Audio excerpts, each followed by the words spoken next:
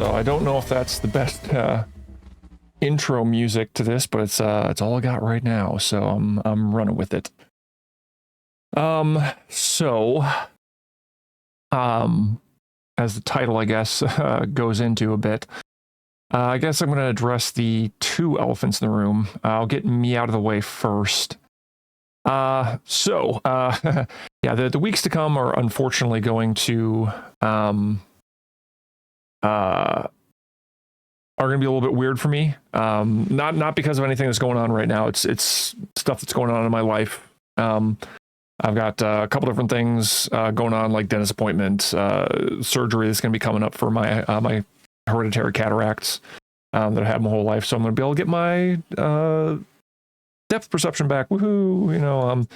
Things like that. But there's things I need to do in preparation, like pre-op physical and stuff like that. That's going to interfere with my streaming schedule a bit. And then after the surgery, I'm going to be asking my doctor about whether or not how much I need to essentially baby my eyes a little bit. But so that's going to be something that I'm going to be essentially getting. I guess I'll find out. At most, it's going to be like maybe 1 week of streaming that I wouldn't be able to do. But yeah, that's in the coming weeks. I mentioned this, I think, last stream, but I did want to begin a stream like that.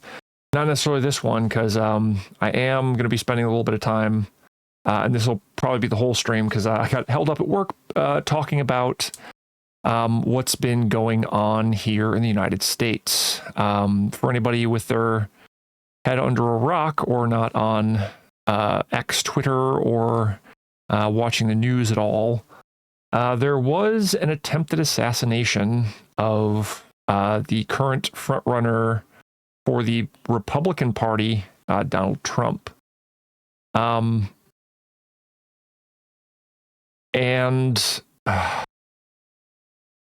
my initial response, because I woke up last night.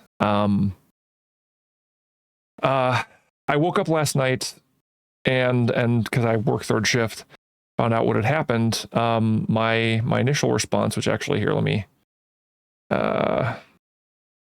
I gotta be careful because I do have one window that's open. I will be sharing my desktop here in a quick second, but there's one that actually shows the shooter, and I definitely would not be able to stream that at all, nor would I want to, honestly. But let me pull up really quickly. Let's go with my initial response, because I think that'll be easy enough. Okay, so hopefully this will work. Okay, it does. Now I apologize for my desktop being a little odd. Because of hereditary cataracts, I can actually see this a bit better than actually here, let me double check something here real quick. I want to make sure that things are functioning properly, which I don't know if they were. Okay, good. Sorry, just double checking to make sure everything's up and running. So yeah, my initial response was that I just woke up to find that political violence came in the form of a shooter attempting to assassinate a presidential candidate, at real Donald Trump. We need to tone down the rhetoric.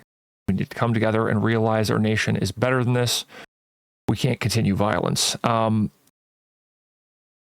So I'm not sure how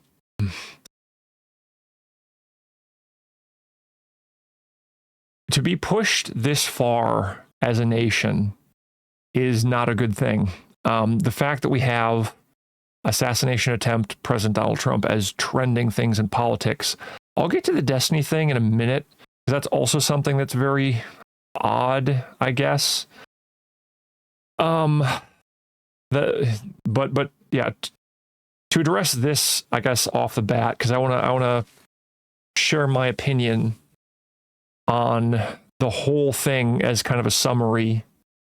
Because I mean, politically, and here's the thing, I'm kind of violating one of my my rules for stream here, but mainly because this is a historic event. This is something that will be in the history books forever, just as the assassination of Abraham Lincoln, the assassination of JFK, the assassination attempt on Ronald Reagan, for instance. You know, there are events in our past. I mean, there are others I could go over and whatnot.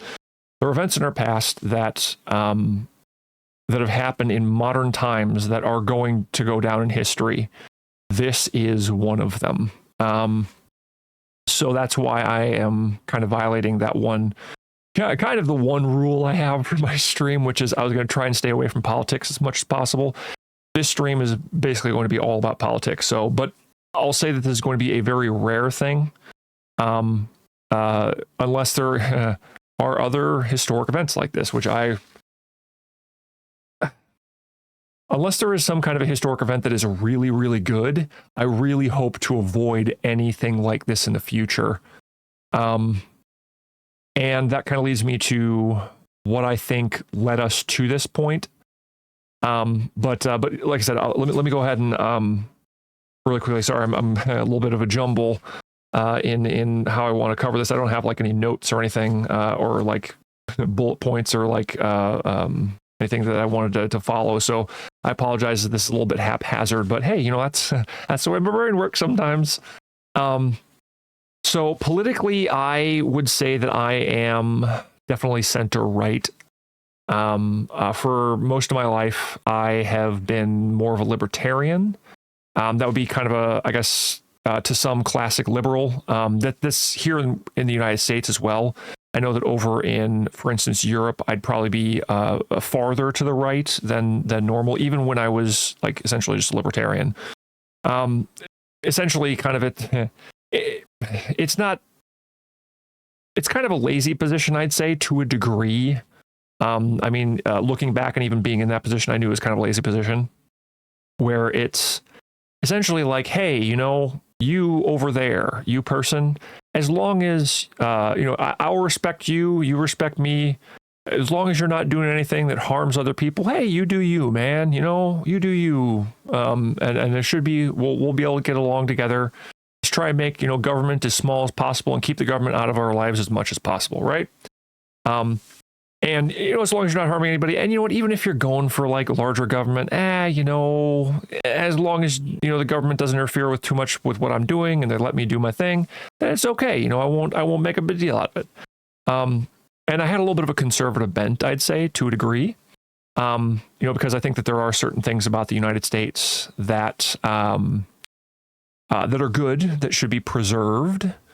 It should be conserved, as it were, you know, so that made me a little bit, have a little bit of a conservative bent. You know, I wasn't completely against all government or something like that. I wasn't an anarchist by any means, which I think there can be some anarchists in libertarian mindset and whatnot. But regardless, over time and probably over the last, I don't know, 5-6 years or so, maybe a little bit longer, I've been slowly pushed more in the conservative direction because I realized something, that if that other person that you're having that conversation with, and I'm using a metaphorical person, of course, but and actually let me double check to see. Okay, you could. My mouse isn't there. But sorry, getting distracted. If that other person, and it is a metaphorical person, so it could be multiple people, it could be a group of individuals, whatever the case may be. If that other person does not have the same respect that I have for that other person or people, then things start to break down as a system. If both people have that mutual respect for each other, whether that comes from, I don't know, shared values of some kind, or just I mean, for me being Christian, I have not only the command to love my neighbors and love my enemy and pray for those who persecute me, but also the reason behind that everyone is made in the image of God and deserves respect as a result. Regardless of whether you agree with them, disagree with them. Again, like, for heaven's sake, the Bible says this is a quote from Jesus himself to love your enemy and pray for those who persecute you.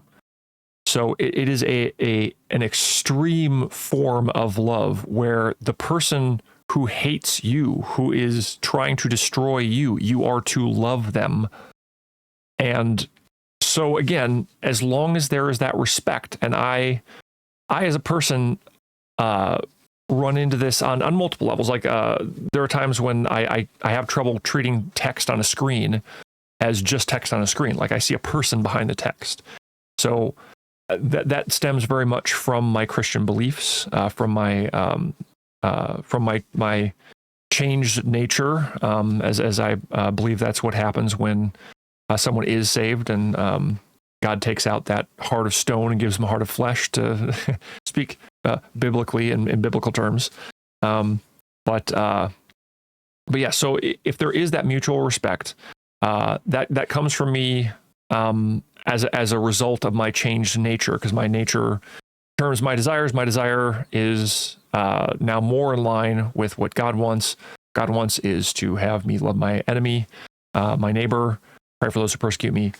So it's something that naturally kind of came out of me. But like I said, if the other person on the other side of that does not have that same respect, well, then there's a problem that occurs where the libertarian, me, is going, hey, as long as you do you, or I'll let you do you, because I have respect for you, just let me do me. And then the other people or person will be then going, well, no, you can't do what you want to do because I want you to do something else.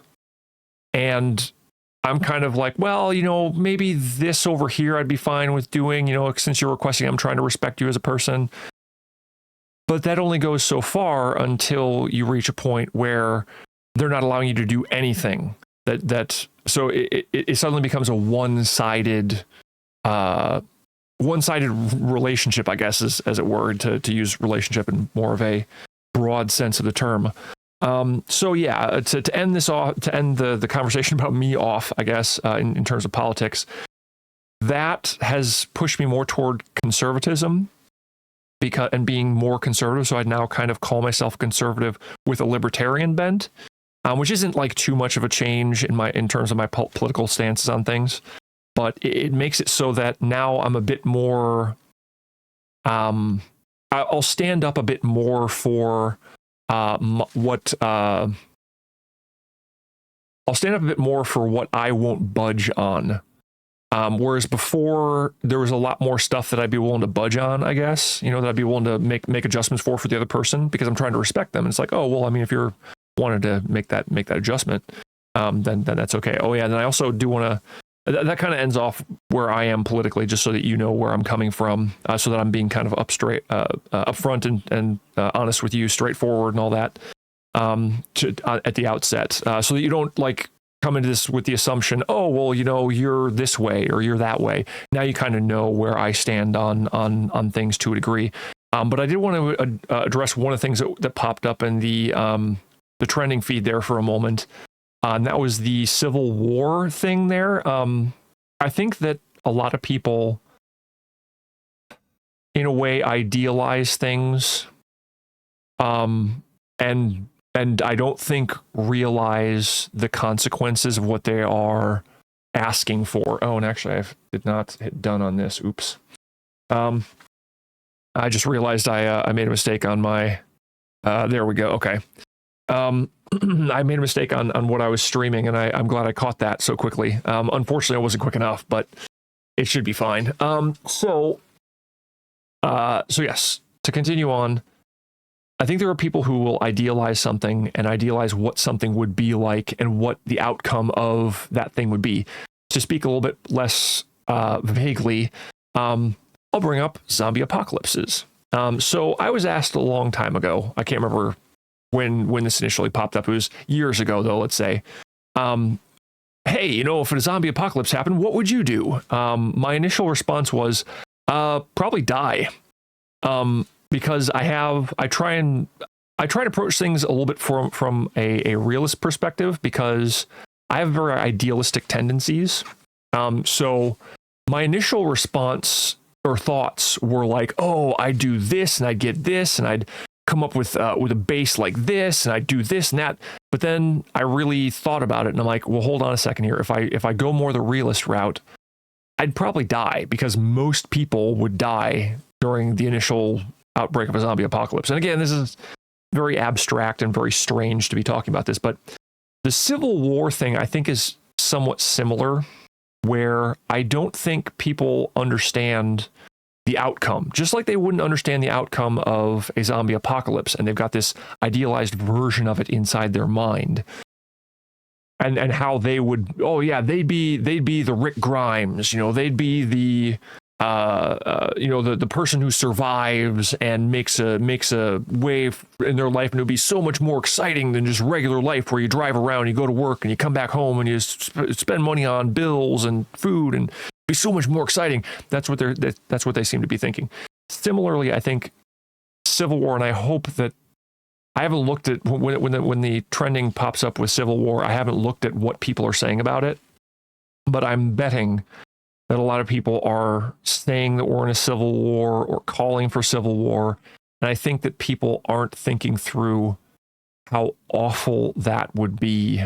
And that I might actually get into some of the stuff that is going on that I'm concerned with, that leads me to think that it's people on both sides of the political spectrum that are thinking this, or have very not great thoughts about each other. Okay, so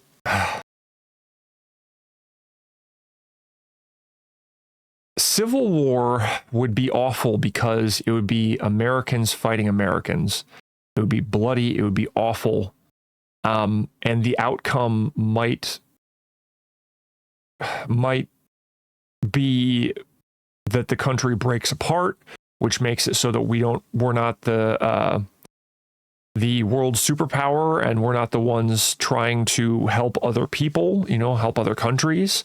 That would mean that other countries that have other agendas that aren't good would be able to do as they wish, rather than having to be like, well, how's the United States going to respond to this? And I'm not even saying the United States here. This is another thing that I should say. I don't think that the United States has clean hands. I don't think that we are. I think we are a great country. I think that that our Constitution and the founding documents are very good things, but we have become very corrupt in these later times. I guess I'll leave that bit there. I just want to say that when I talk about other countries not being great, I'm not absolving the United States of wrongdoing in the past. Because it is something. Oh, I should probably have music in the background, shouldn't I? I'm just thinking of that. I'm not sure what I want to play. What I want to play though, that's kind of the thing. Because this just might be boring just listening to me prattle on. Let me see here. I guess I do have this, but I don't think this is really all that great. I think it's got some music in here that's not all that great either. So, yeah, I don't know. I'm kind of flying by the seat of my pants on this one because I decided to do this because I got busy at work, talking to someone and discussing some political things, and because again, this is a big event that happened. But let me see here. Okay, good. It does still stay up there. I guess I will play certain things, and if it gets to a piece of music that's not great, then I'm just going to skip it. But let me actually turn this down a little bit. Okay, let me make sure. Let me see if I can see how high that's going. Okay, that's not too bad, I think. Actually, no, I'm going to turn this down even more, just because I want this to be completely background music and not. Yeah, I hope that's good enough, because I don't know. I don't have time to go back and sound test it or anything like that. So I apologize for kind of the haphazardness of this stream, but my first time doing a just chatting where I'm not in the middle of a game or something. So, oh yeah, I suppose I should turn this down on my headset a little bit too. Whoops, that's... Okay, there we go. Sorry. Just making it so it's not blurring in my ears either. Okay. So again, I'll say I'm not trying to absolve the United States because I think that we've done not great things in the past. And I think we're still probably not doing not great things.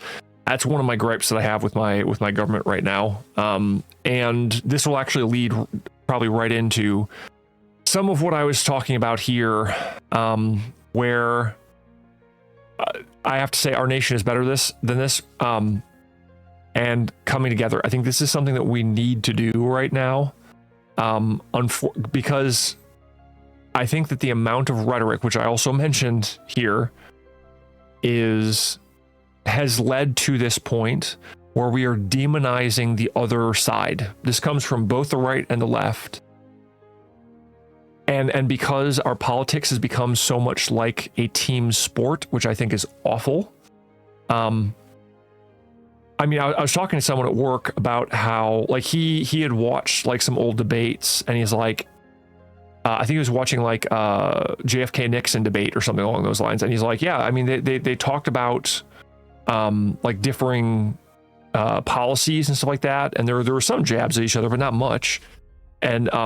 And my reaction was, well, yeah, because there used to be a respect for people. There used to be a respect for either side of the political spectrum. Like, sure, we may disagree politically, but we're all citizens of the United States. We're all in this together, essentially. Like, sure, we may disagree on fiscal spending or abortion or I don't know, name a political topic, right? We may disagree on those things, and we may come together and have a debate about it, and then, you know, part ways still disagreeing, but we still have that respect for one another because we're both citizens of the United States.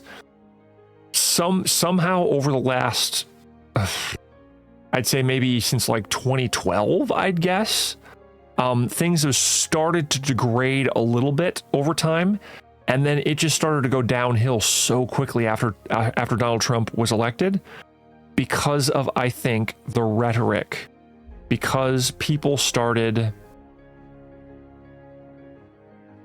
treating other people like the enemy, saying that you know, Donald Trump is Hitler, and it's like, well, we had 4 years of Trump, and he said he was going to lock up Hillary. He didn't do that. They said he was going to do all these awful things. He didn't really do tons of awful things. I mean, I'll say, here's something I'll say. I'm not a Trump supporter. I will support him when he does something I think is good, and I will criticize him when I think he has done something bad. One of the things I will most definitely criticize him on is I think he's an egomaniacal narcissist. Oh, let me skip this one because I don't know if this one's all that great. Sorry. Go with music, so we'll stick with this one, fine. I mean, he's definitely a narcissist. You know, oh, you know, all my stuff is the best. Anything that he does is the best, right? And he's not going to say otherwise. Which, again, I'll criticize him on that. I think that some of his decisions, like for COVID and whatnot, you know, actually led to some of the inflation that we ran into. I'd say that Biden unfortunately did some stuff that added to it and caused the inflation to go into hyperinflation and whatnot. So that caused a bunch of the products that we now purchase to be super expensive. So I think that both of them contributed to that. I think that Biden may have contributed a bit more to that, but we're not going to argue semantics over that or the minutiae over that, I should say. But regardless, I want to say that I can criticize both, and I can give credit to both when they do something that I appreciate, or again, criticize them when they do something that I think is bad. So again, all that to say, the rhetoric that has come out and the labeling of the other side as the enemy, to start referring to our country as a democracy when we are a republic. Even Biden in his first year was referring to our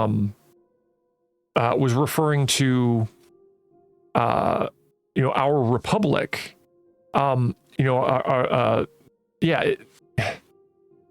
It's just very weird to see people starting to use like catchphrases or attacking the other people, like, oh, they're attacking our democracy. And it's like, we're a republic, we're a democratically elected constitutional republic. So we elect a representative who goes into the government, so we don't vote on everything. They represent us in the government and they vote on the things. So yeah,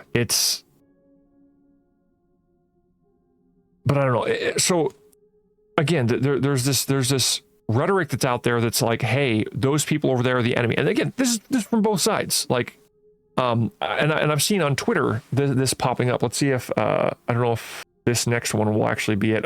That's something else that I'll get into. But here, this is actually something that's actually perfect. I didn't get to this until hours after, like 10 hours after, because I had to go to work. But I never thought that I would actually. And I actually mentioned this. I never thought I'd actually like a post from Alexandria Ocasio-Cortez.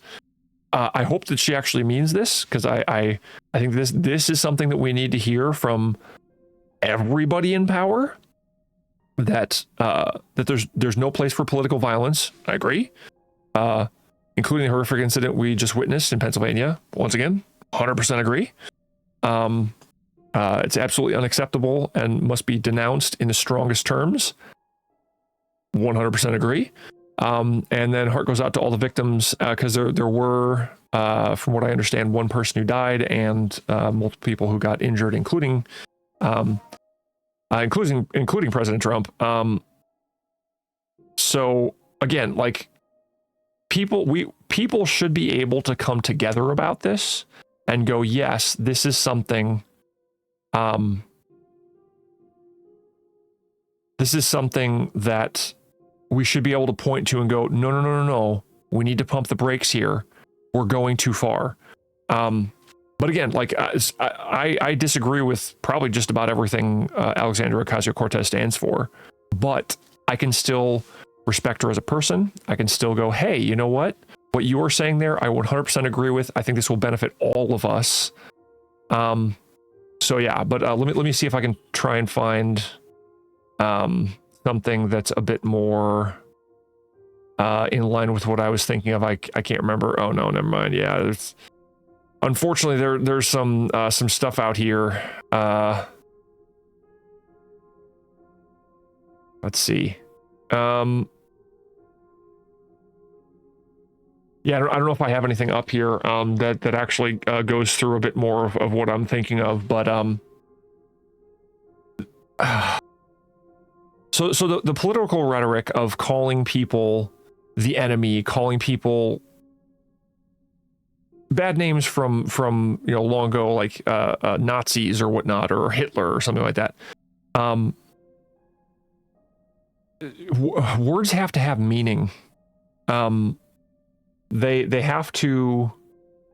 You can't just throw around a word and then not expect people to look into that. Like if you call someone Hitler, they're going to look and find out what Hitler did in the past if they don't know about it, and see, oh my gosh, that's an awful person. If they're saying this, I wonder if that is the case. And then they see 50 other people saying it, they might start to believe that that's the case. We need to be cautious when we're talking about this type of stuff. There needs to be that respect that I was saying, that I was talking about before, where if you don't have that respect among other people, then it causes so many issues, because you can start to other that person, you can start to demonize them, and then when something wrong happens to them, things like this can pop up. So I don't know if I completely agree with everything. And I'll show you what I meant by this, but I'm gonna play this because it's this is the kind of reaction that I think is bad, and I'll also point out the bad reaction from from, because this is a bad reaction from people on the left. I've seen, I can't tell you how many videos and how many posts of people saying things that are like this. So I'm gonna go ahead and hit play on this. John Wilkes Booth, if you can hear us. So someone trying to please channel or seance John Wilkes Booth, laughing about it, getting upset that they missed. We're not even sending our best to fucking assassinate. Cause what the hell was that? Lee I Harvey hope Oswald would never, bitch. John Wilkes Booth would never. I hope, and honestly, I really, really hope that these people are doing this for clout, that they're simply not thinking through the ramifications of their actions, because this is something that simply adds fuel to the fire. If you see something starting to burn and you're like, oh, the house is kind of on fire, you don't throw gasoline on it. You go, hold on a second, let's pump the brakes here. You don't say stuff like this.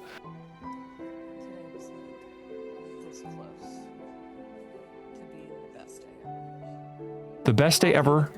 The best day ever, having someone die. And here's the thing, like, I understand being out of touch with reality.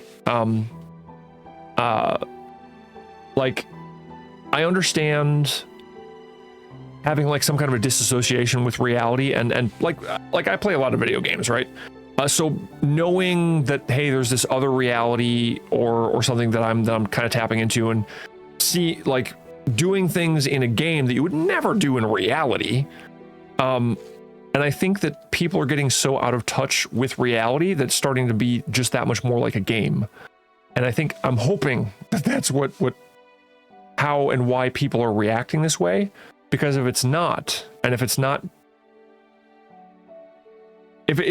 that, then if these people actually think this about someone in reality, then we're in a lot more trouble than people, I think, realize.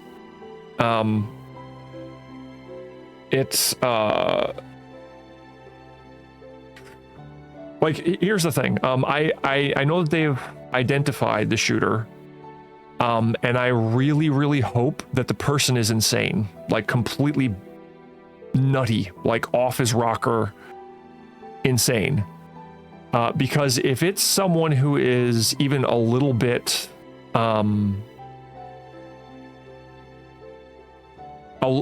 if it's someone who's seemingly sane and did this, that means that the rhetoric has reached such a fevered pitch that we can almost expect to see more of this type of stuff. And I can't tell you how much I don't want that. We can't have that as a country. It's very bad. Now, my response to this post by, I think it's Libs of TikTok. Yeah, Libs of TikTok.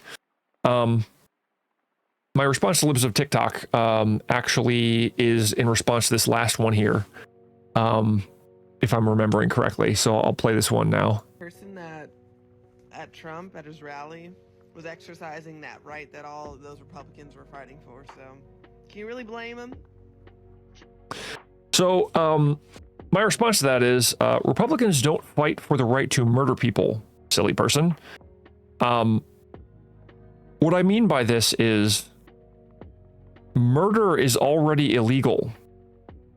So that person was absolutely not exercising the right that Republicans fight for. Murder is not fought for by Republicans. I'm sure this individual was referring to the right to bear arms. You have the right to bear arms. You have the right to protect your family. You have the right to protect yourself and your family and your property from a tyrannical government. You do not have the right to murder people. Assassination is murder. So again, I really don't think that people are completely thinking through what they're saying. I'm hoping that it's hard for me to believe that this amount of people that I've run into who have responded to this stuff. And actually, I suppose because I've gone into this, I could just go in here and see some of the responses. But I don't know if this will be a really great place to see responses. But I've gone into places where you missed.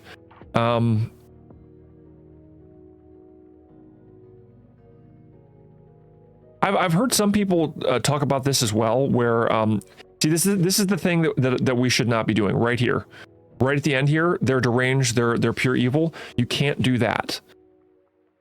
This is either a hasty or a sweeping generalization. This is a logical fallacy. We can't go, okay, we've got these few people here that that I'm paying attention to currently, and I'm going to paint everybody with that brush. You can't do that. I mean, technically you can, but you shouldn't. That should be something that you should realize is a logical fallacy. That's like saying, just for those who aren't familiar with the two logical fallacies I just spat out there. A hasty generalization is when you go and get a small experience of something, and then you paint everything or everyone with that small bit of experience, right? With that small experience. An example of that would be, I walk up to, I don't know, a Polish person, and they're eating pizza, and I go, oh, all Polish people must like pizza. That would be a hasty generalization. Or if I go out and I'll use Polish people again, because I'm mostly Polish, by the way. But I walk up and I go, oh, well, I mean, a whole bunch of the Polish people that I've run into enjoy pancakes, right? So that must mean that I've met like a ton of Polish people. That means that all Polish people like pancakes. That's a sweeping generalization where you have more data than the first one. The first one is just, I have a little bit of data, and then I just hastily apply it to the entire group. The other one is a sweeping generalization where I have more data about this group, but then I apply it to everybody in that group. So both of those are logical fallacies, which you shouldn't do. This could also be hyperbole, which again, I understand hyperbole is a part of common vernaculars and whatnot. So, but in this time where there's just been an assassination attempt, we need to tone things down seriously.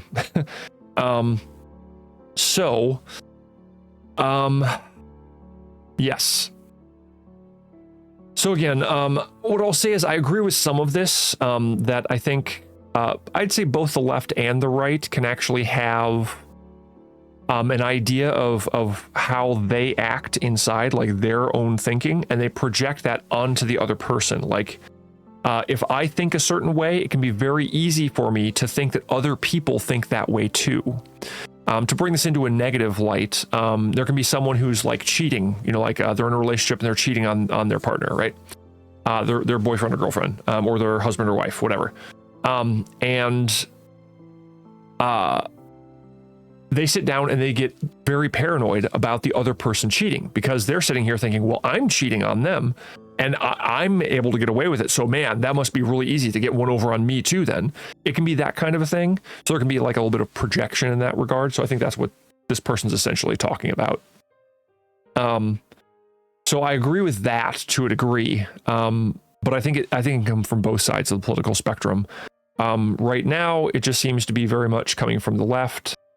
Because of what just happened, the people who are on the right who support Trump are a little bit more on the defensive. But I wish I could maybe find some more. I mean, there's some stuff we do need some levity in this time, and I think I actually have. Where is it? Where was it? I swear I had it a little bit ago. I don't know if I do. So there's this place called what is it? The Babylon Bee, where they said that Trump being indicted for inciting an assassination attempt or something like that. So it's like, I can understand needing some levity in this time because it's a very dark time. So I can understand some of this stuff where it's like, okay, you missed that type of a thing. So, yeah. But I wish I could find, I mean, I don't want to do too much searching around because I don't want to accidentally find, I don't want to accidentally find something that, let's see, do I have anything else here? No, I don't think so.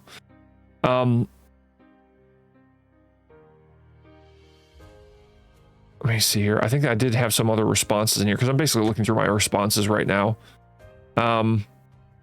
Yeah, there's this here. It's like, there are some people who are saying like, yeah,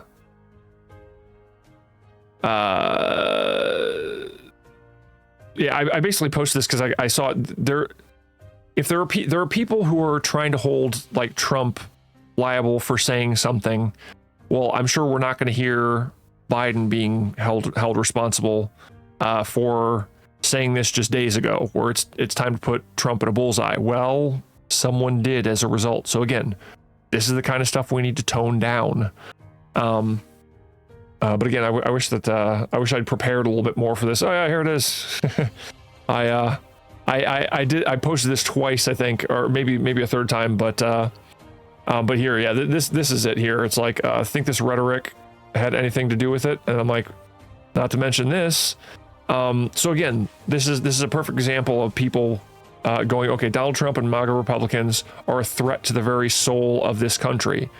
If you're talking about enemies, or if you're talking about people, neighbors that way, it's going to lead to awful things. And this music is a little bit too happy for that. This particular conversation. Let's skip over and see if I can. Okay, that's a little bit better. Sorry about that. But this is the kind of rhetoric that I'm talking about. I think there's also other things that are out there. I've seen like newscasts and whatnot. Like I saw, and I don't know if this is true. If it is, this is ridiculous. Where CNN put out something that said, Secret Service whisk Trump away after he falls down at rally. No mention of a shooter, no mention of Trump being shot. It's like, it just seems very weird, and I don't like it. I don't like that people seem to feel this need to hide what's going on because that would make the other side look maybe somewhat good or in somewhat of a kinder light. And that I swear that needs to stop. We can't have that. But here, let me see if I can find. Yeah, this is another thing. It's gotten so bad that people. This is the Destiny thing that's popping up. I'm sure that Destiny is trending in the United States because of this, or things like this, because this isn't the only thing that he said. This, I think, is where the rhetoric leads to, where there are people who think about the other person as less than human, because I can't think of a reason why you would feel this way about just someone who went to a Trump rally. So a person in a crowd cheering for and supporting a traitor to this country caught astray. I'm so sad, please. And because of other things that this Destiny has said, this was Destiny being sarcastic. And here's the thing, like then people start, aiming at him, and again, what needs to happen is this can't be a shootout between people. We have to tone things down. So this is the person who was shot and killed by the, I assumed, deranged person. See, look, here's another example. Trump Hitler. Oh my gosh. That's the rhetoric that led us to where we are. Do not add fuel to the fire. I can't believe there's 255,000 posts about this in politics. Oh my gosh, where are we going as a country? We need to tone this down. And again, I think this is going to be the too happy of music right now. Okay, so like, okay, and here's something else I'll say right off the bat. I can't show you this because someone posted the picture of the shooter after they had been shot and they were killed, and people were saying things in there, and in other places. Look, this person may have been deranged. This person may have done something that was awful, killed an innocent person here that we're now looking at, and I pray for his family that they can find some kind of comfort in this, that they won't be attacked so much, that they won't see what people are posting about him, because this is going to be an awful time in these people's lives. They have lost a father, husband, son, uncle, you know, I mean, who knows how many people this person has and had in his life. But the same thing goes for the shooter. Like we can't completely demonize this person. We have to go, sure, this person did a very, very awful thing. But even that person, even that man was a son, at least. He may have had friends, family outside of just a father and a mother. It's oh yeah, we definitely want to skip this one. Sorry. So again, we can't start to look at other people as less than human. We have to look at each other and realize that we're in this world together. We're in this country together. We're United States citizens, for heaven's sake. So again, we can't just start using extreme rhetoric, because that's just, see, look, they are evil. Are you referring to all of the people? No.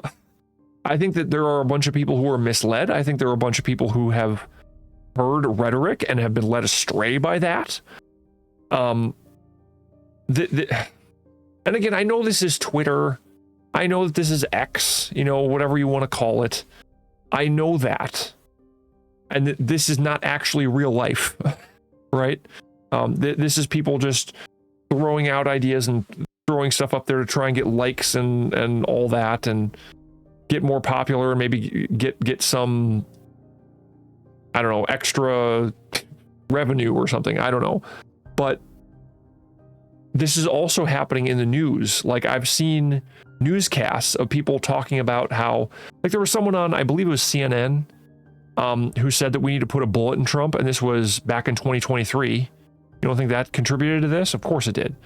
There are people on, you know, Fox News talking about people on the left who, it's like, oh, these people are insane. You know, it's like, everybody, you know, oh, they're coming after your kids. All of them, you know, it's, and what I'll say is, like, here, Melanie Mack, once again, I completely agree with her on most of this, where, you know, prayers for all of his loved ones. This should be the response, people. And it shouldn't only be coming from people on the right. People on the left should be going, oh man, I feel awful for this guy.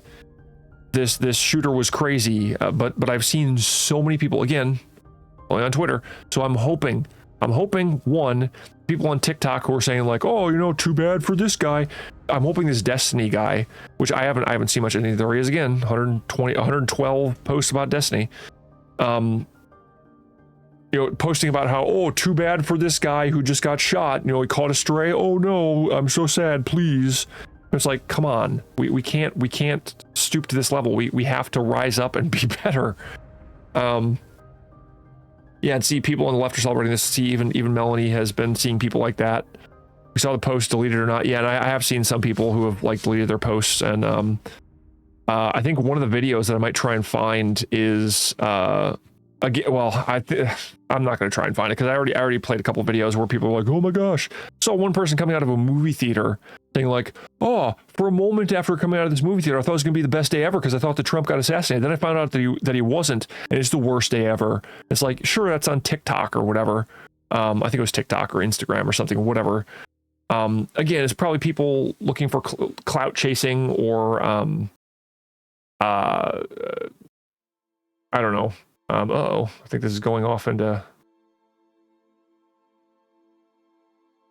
Wait a minute. I don't think this is actually. Hold on. I don't think that's actually royalty free. Sorry. I don't know how this got in the playlist. That's weird. Okay. Hopefully none of that was copyrighted because I got a bunch of non-copyright music. I apologize for skipping over real quick, but I saw like Skyrim pop up and I'm like, wait a minute.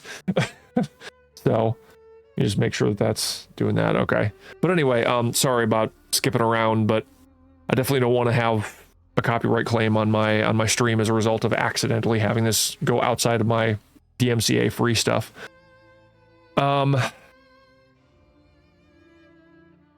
So yeah, again, we can't. I guess I'll say this. I hope that people are just clout chasing. I hope that people are just doing this for likes or whatnot, that they don't actually believe that, because they don't actually believe, that, okay, Trump deserved it because he's a fascist or something. I think people need to look up what the word fascist means in the dictionary. I think people need to look into what Hitler actually did, look into what Trump did, and compare the two, because I mean, legally speaking, you can't even make a case, and this is legally speaking, of course. Legally speaking, you can't even make a case that Trump is an insurrectionist, but people call him an insurrectionist. And I understand that there's two different definitions, or there's different definitions of insurrection and insurrectionist. There's the colloquial definition, or the colloquial definition and term of it, and there is the legal term for it. Legally, there's no case for it. Colloquially, maybe you could make the argument, but again, that's a completely different conversation. Because people were trying to say that, because people are calling him an insurrectionist, therefore he can't run for president. Well, even according to what amendment they're talking about, the president can still run even if he is an insurrectionist, because that particular amendment was made for people who fought in the Civil War. They couldn't hold office or be put into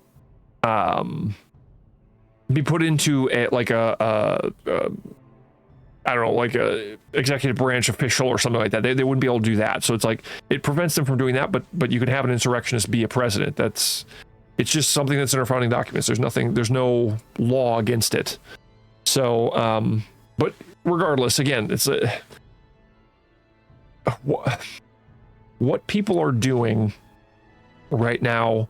I hope that people on the right and on the left are just venting about what's going on, because I've seen some people like, oh no, now I have to show sympathy, I don't. This is the worst time to have to show sympathy for the devil, and it's like, Trump's not the devil. He's just a human being. He's a flawed human being. But yeah, again, it's all rhetoric. So I don't know, but and again, what I'll say is they want us dead. Again, this is too extreme. That's too extreme. They want us dead. No, I mean, I'd say that they want Trump dead before they want us dead. I think there are some people out there who might, but again, we have to be cautious during these times. There has to be a line that we don't cross. And I think we're edging toward crossing that line. And I'm saying that for both people, left and right. I think Melanie's might be a little bit more to the right of me, I'd say, from what I've seen politically, but I'm not 100% sure on that. And I what I will say is I believe Satan is real. I'm a Christian. And I think that the division that is being sown in the United States, absolutely, Satan has been interfering or contributing to that, let's say that much. So definitely agree with that. But let me see if I can find something else. Oh, that's actually some more stuff here. Oh, this is just me sliding through stuff here. Yeah, see, here's another thing about Destiny. I hope that he's being real about this. I don't know if he is, because I did read this, that if he offended anyone over his recent tweets, I like to make things right. DM me and I'll buy you front row tickets or front row seats at the next Trump rally. I hope he's being serious about that. Here's the thing. Like, I'm very bad at picking up sarcasm, so I don't know if he's being sarcastic or not. If he is, because for all I know, the people who got injured and killed, and the person who got killed was in the front row. I don't know, but yeah. So I hope he's being serious about that, and I might be just. Oh wait, did that not actually play through? Let me hit play on that. Oh, never mind. I guess it did play through. Sorry. I'm still trying to pay attention to the music because I don't want it to go into non DMCA stuff or into DMCA stuff. So again, more people commenting on this. Man, I really do. I mean, when people say thoughts and prayers, like I'm actually going to be praying for this guy's family, because it's awful. What happened, and another thing that's rather interesting is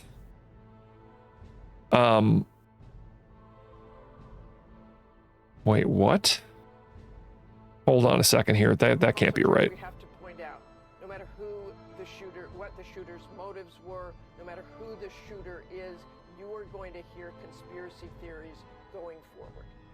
No question about that. But I agree with that. Those statements from J.D. Vance and Vivek Ramaswamy, of course, President Trump and his supporters have contributed to this violent rhetoric as well. Well, absolutely, George. We were just looking back.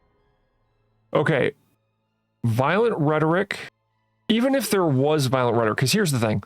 I am condemning rhetoric, and I 100% agree with that. There's been some stuff that has been called out as rhetoric that I don't think actually is, and that's on both sides of the spectrum, by the way. That's on both the left and the right. I've seen the right pointing at something and being like, "Oh, this is political rhetoric," and I'm like, "Nah, I don't really think that is the case." And then the same thing from the left. I'd say more people on the left, because they seem to be like uber super scared of Trump for whatever reason. Well, because I think unfortunately, okay. So here, let me hydrate real quick. Sorry.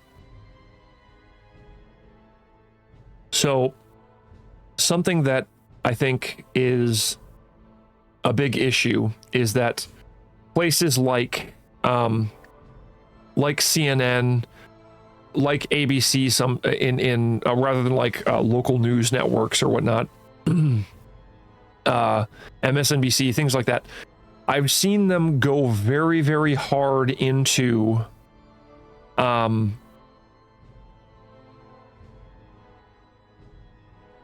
painting Trump in as bad a light as they possibly can.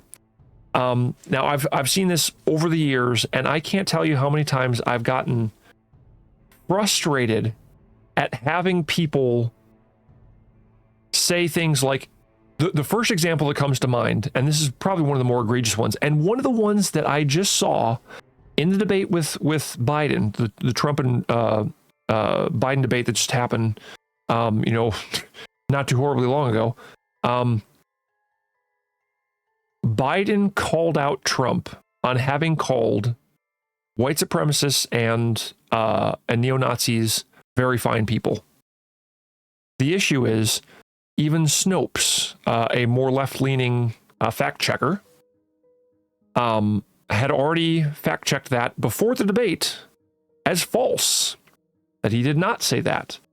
For the longest time, I have heard people on the left, people in media, ABC, NBC, CBS, CNN, a whole bunch of them, all talking about this as if he had said, "Oh yes, very fine people on both sides of the," I think it was Charlottesville, North Carolina event that happened there. Awful thing that happened there. Someone died, got run over by a car. There were actually white supremacists and white nationals or whatnot, neo-Nazis and white supremacists who were there marching. those guys are idiots, by the way. Anybody who is, I would say, racism in any form is stupidity, because it is a sweeping or hasty generalization, or just a hatred of someone because of the color of their skin or their ethnic background. That makes absolutely no sense. I can understand how someone could maybe come to that conclusion if they've experienced a group of individuals who are of some ethnic background or some skin color or whatnot, and they go, oh, well, that must mean that all of them are that way. That can seem logical. Logical fallacies can make it, can seem like they're a good idea, can make it appealing to make that decision, or to make that conclusion, can make it seem like, yes, this makes sense in my brain. But when you realize that it's a logical fallacy, you should be able to go, oh, but that's stupid. In fact, I've read about this before. I haven't looked entirely into it, but there was a black man who would go out and seek out people in the Ku Klux Klan when the Ku Klux Klan was still a thing. Because right now, I'm pretty sure like it's completely broken up, or if it is, there's just small remnants of idiots that are out there. But he would seek out people in the Ku Klux Klan and just talk to them and hang out with them. And he did that because what happens with groups of people, and I think it can happen, on X, Twitter, it can happen out there in the world. It can happen if you just watch news networks that lean in one direction or the other, that you can get an echo chamber, and you can start talking about the other and the other people, the other groups of people, and you get ideas about it. And since everybody's saying all the same thing, you get this echo chamber, and you just get a feedback loop, and everyone starts to think about it. People like that. So this guy, this black guy, went to the Ku Klux Klan and just started talking to them, and they're like, hey, you know what? You're different than you're a black guy, and you're different than I thought you'd be. It's like, well, yeah, I mean, there's a lot of people who are like me that are black, and so that's what can and I think needs to happen. Whoops. Let's skip over that one. That's a little bit too upbeat for this. So again, I think that can lead to this type of stuff where you'll have the media making an echo chamber out of people. Like, all they do is they sit down in front of the TV, they turn on the TV, and since the news is telling me this, oh, well, of course you have to believe it, right? Why would the news lie to me? Why would the news put a bias in there? When, Fox News and CNN, they're absolutely biased, and if you don't think so, you better, better check your own bias, I'd say. Because if you think that CNN and Fox News aren't biased for either side of the spectrum, again, you're maybe in an echo chamber. Yeah, I guess I'm just gonna keep playing this because I don't want to do this for too horribly long. Because again, I mean this will probably unfortunately be the stream for today. But again, it's super important. I want to get my thoughts out there, and I know not many people are going to watch this, but having it out there and maybe venting a little bit and getting my thoughts out there might help someone who watches this. But some of the things that former President Trump has said, he warned last March of potential death and destruction if he were charged by the Manhattan District Attorney. Our country is being destroyed as they tell us to be peaceful.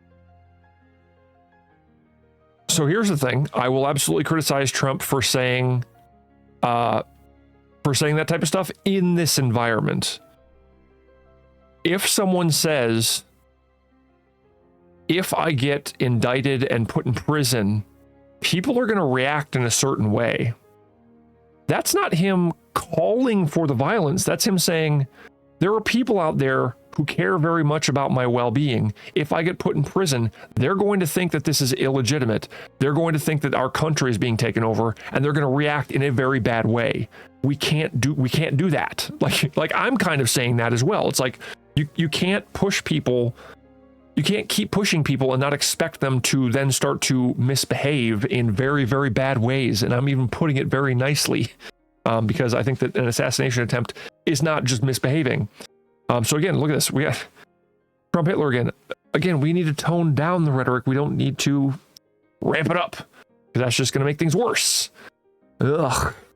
So again, I will absolutely criticize Trump for not being as articulate as he should be. Like, if he had explained it like that, maybe the news would have less wiggle room in order to take him out of context or something. Because I'm pretty sure he wasn't saying like, yeah, I'm going to make sure that I call my supporters to go out and be violent. It's like, he might have just been saying, if this happens, there's going to be people who are going to misbehave, just like and again, misbehave. I'm trying to tone things down, because I'm trying to follow my own advice to bring down the rhetoric. But misbehave is like go out and cause damage and harm people, and we've just had an assassination attempt.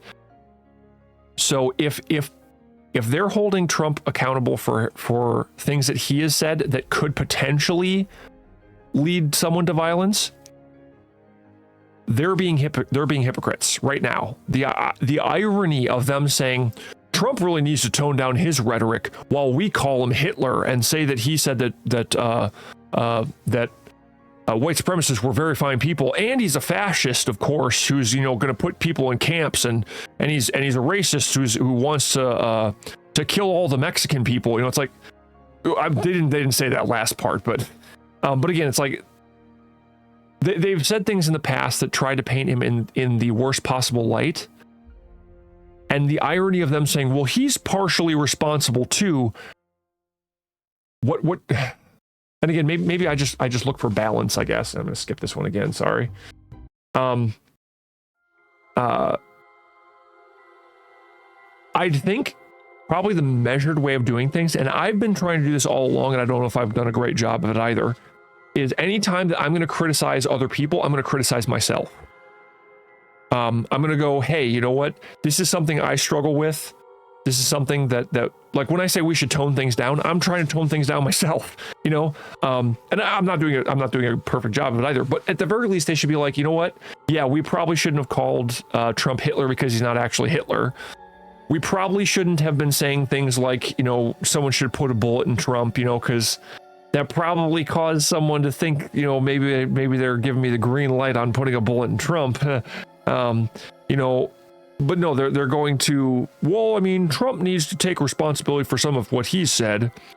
Definitely not us, though, because we're what we say is fair and honest and balanced. I'm not sure.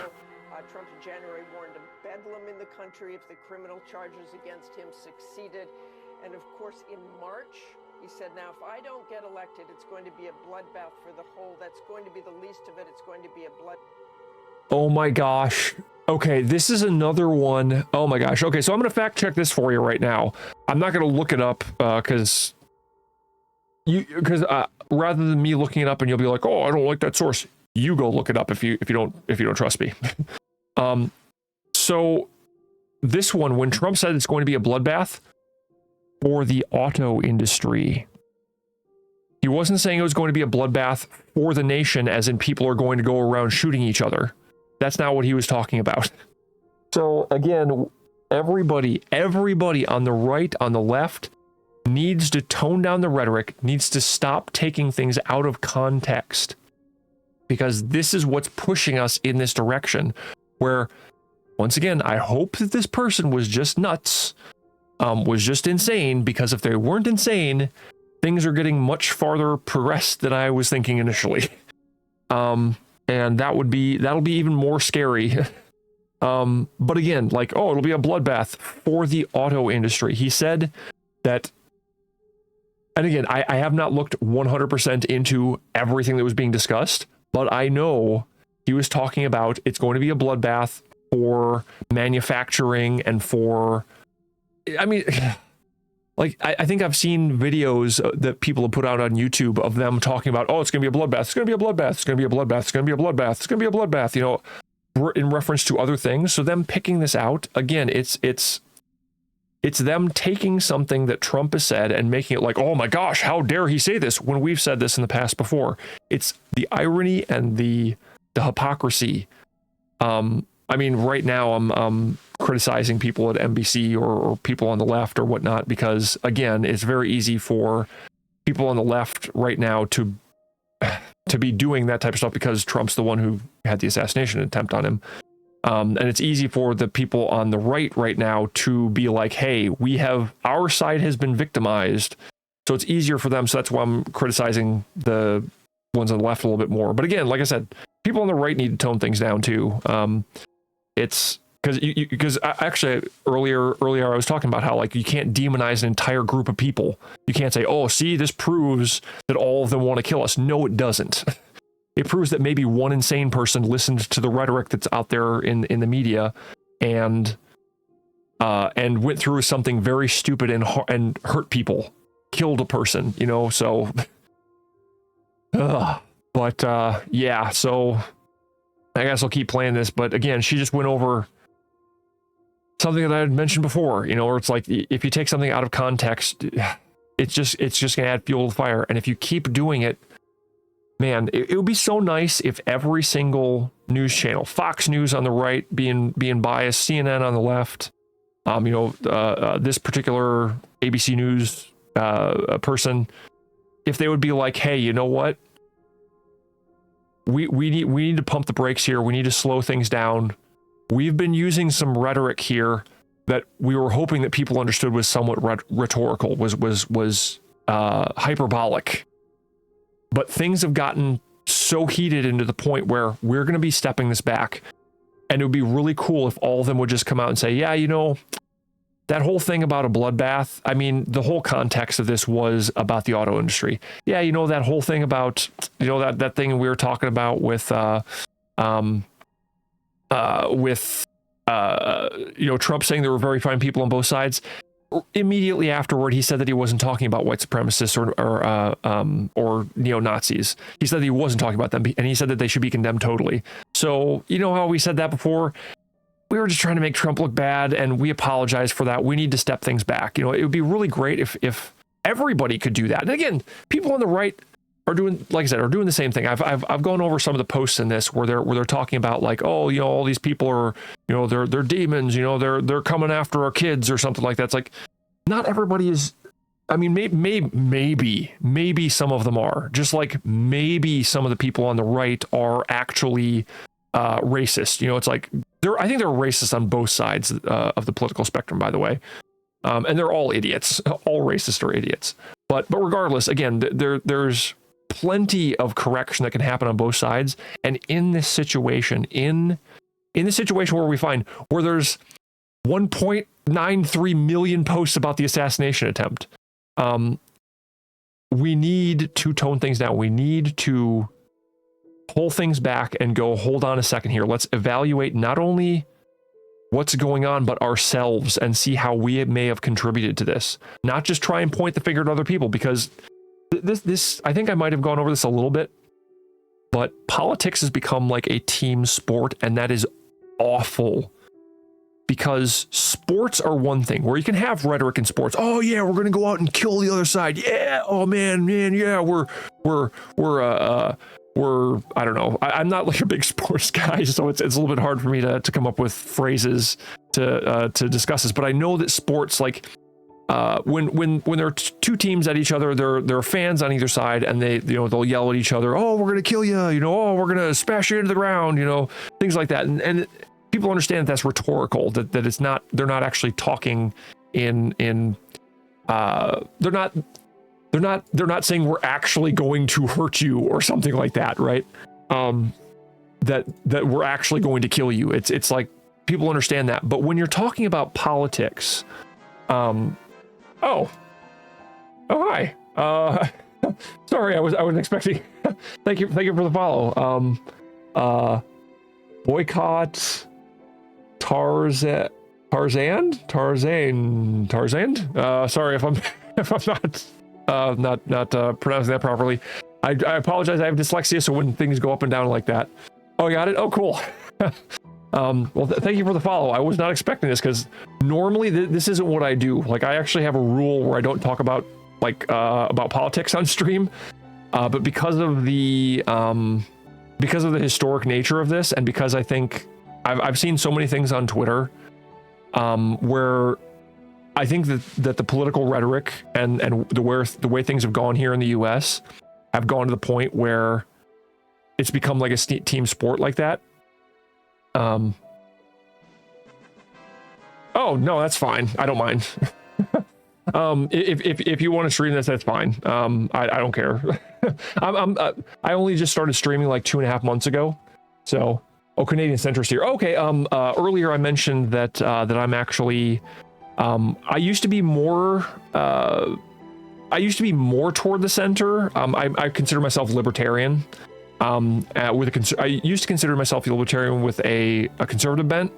Over time, because of how the rhetoric has gone, and the way that there's been a loss of respect on both sides of the political spectrum, which I think is awful. But a loss of respect among just normal citizens, that things have gotten to this point where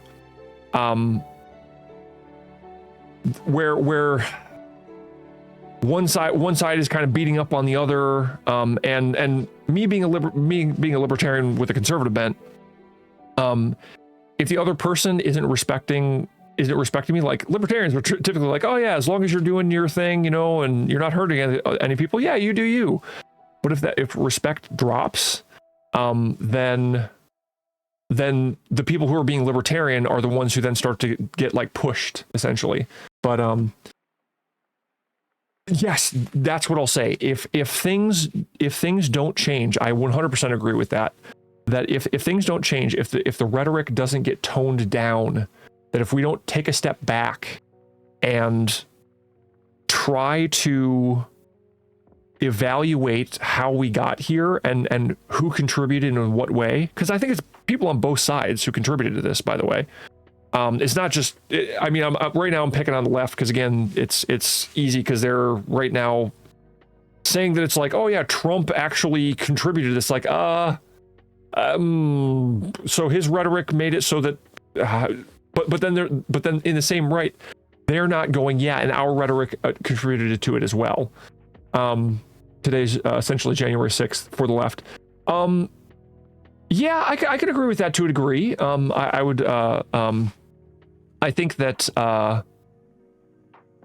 yeah, I would agree to that with that to a degree. That's a whole other ball of wax, I'd say. But yes, it's something where now the left is misbehaving in a way. One of the issues is with January 6th, though, I'd say, is that there was a group of people who rioted, who caused damage to property, attacked Capitol Police.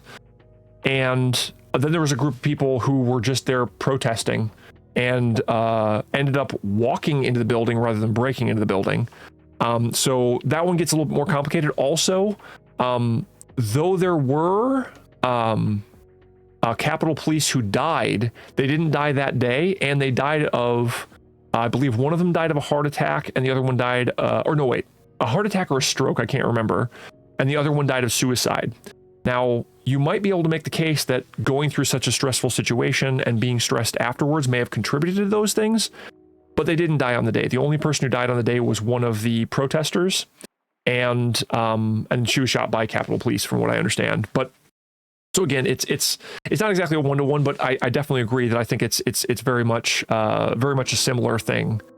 Even if you part of a protest, as soon as it got crazy, if you stuck around, you were part of the problem. What I'd say is I would agree with that if you were aware of it 100%. Like if you are part of a protest and you can see people getting out of hand, you're like, ooh, yeah, let's back away from them. The issue is where the people were misbehaving. There were people on the complete other side of the building that weren't aware of it, that it was going on. Then on top of that, there were people who got arrested who came by an hour after the protest and everything was already cleared out, walked into the property, walked out, and then the cops started coming after them. It's like, yeah, it's again, I think that's another one that I think that things were very heightened. Like I actually just saw someone posting something on on X/Twitter, whatever you want to call it,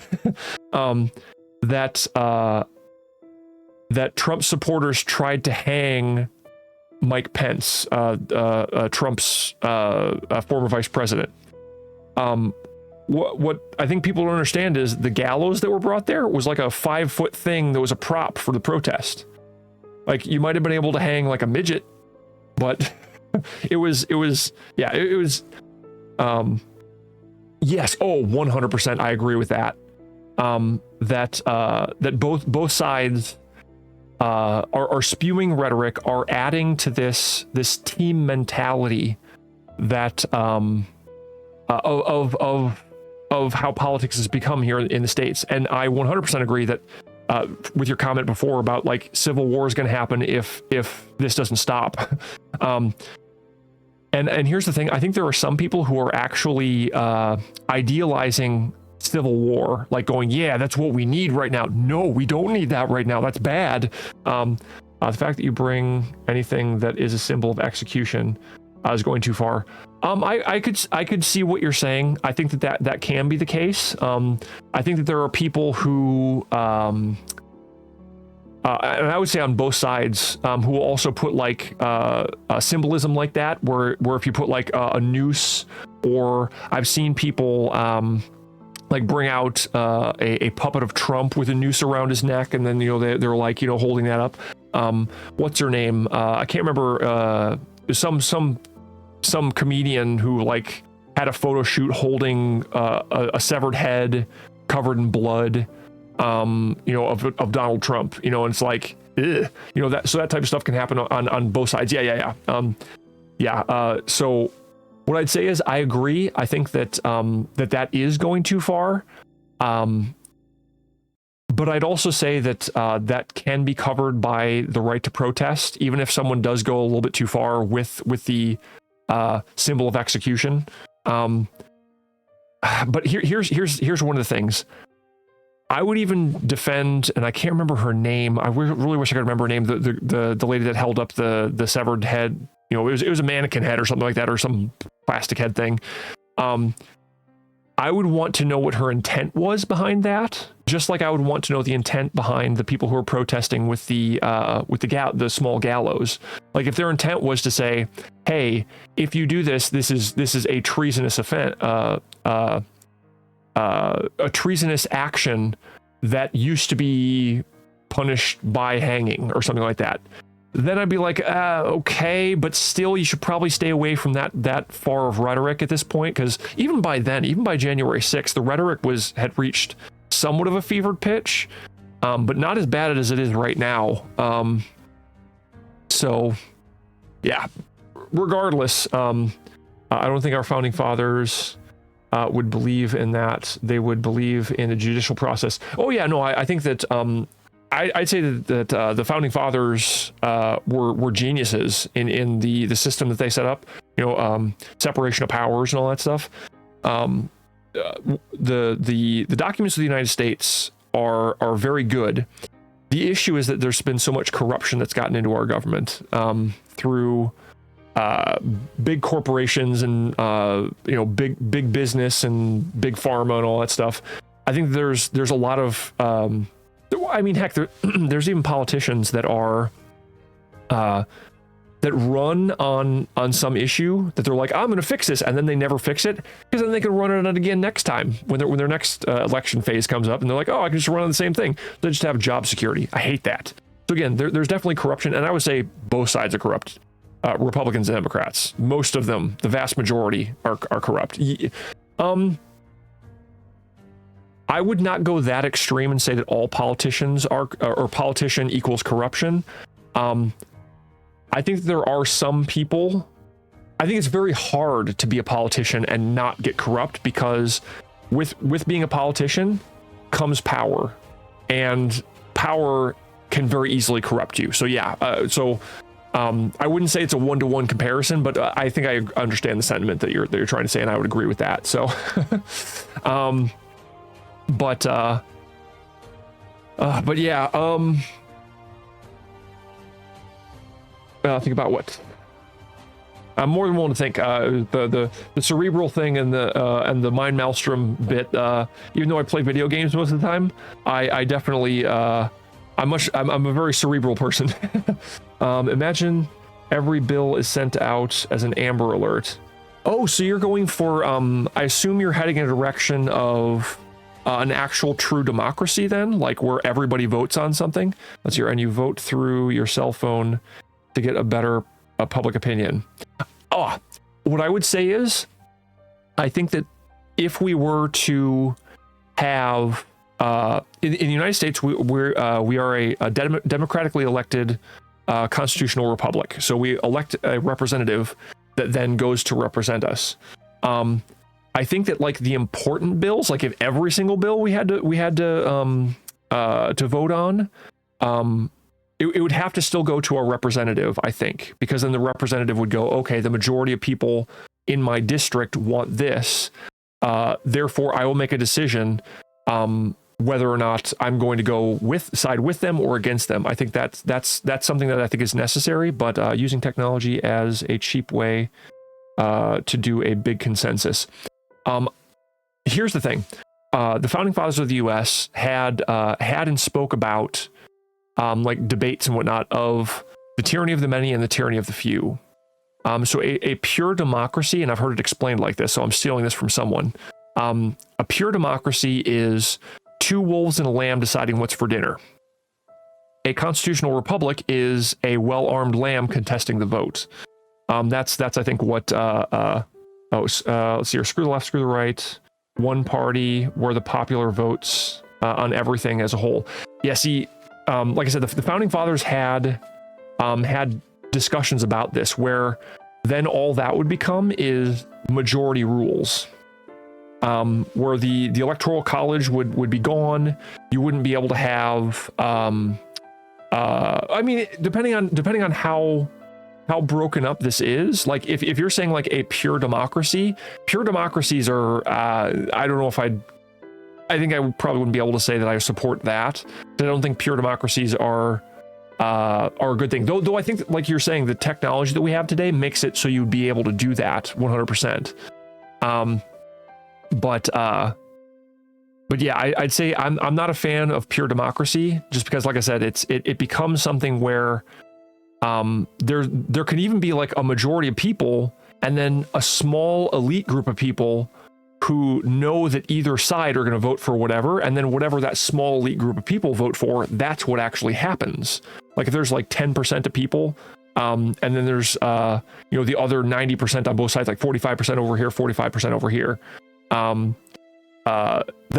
it's actually only the 10% that actually decided, because they all come together and they just go, okay, well, who are we going to support? Let's support this side because all of us want this. It's little things like that can happen, unfortunately, in pure democracies, that can cause things to be less straightforward, I guess, as what you're presenting. But like I said, I think that the technology, I think, would be a really cool thing to include in our current system, to be able to let our representatives know what the populace, what the majority of people actually want. Because I think right now, like going out and doing polls can be a really difficult thing. And one of the things that's also really neat about the technology that you're talking about is you can even have like some way of tracking you. Like you go, okay, I have a specific voter ID that I use, where I've shown an ID, I've registered as this individual, and that way people can't like game the system either. But again, that can even just be using maybe crypto or something, like a specific kind of blockchain type thing. But I think it would be the hardest to corrupt and give the majority of people in the country happy instead of 50-50.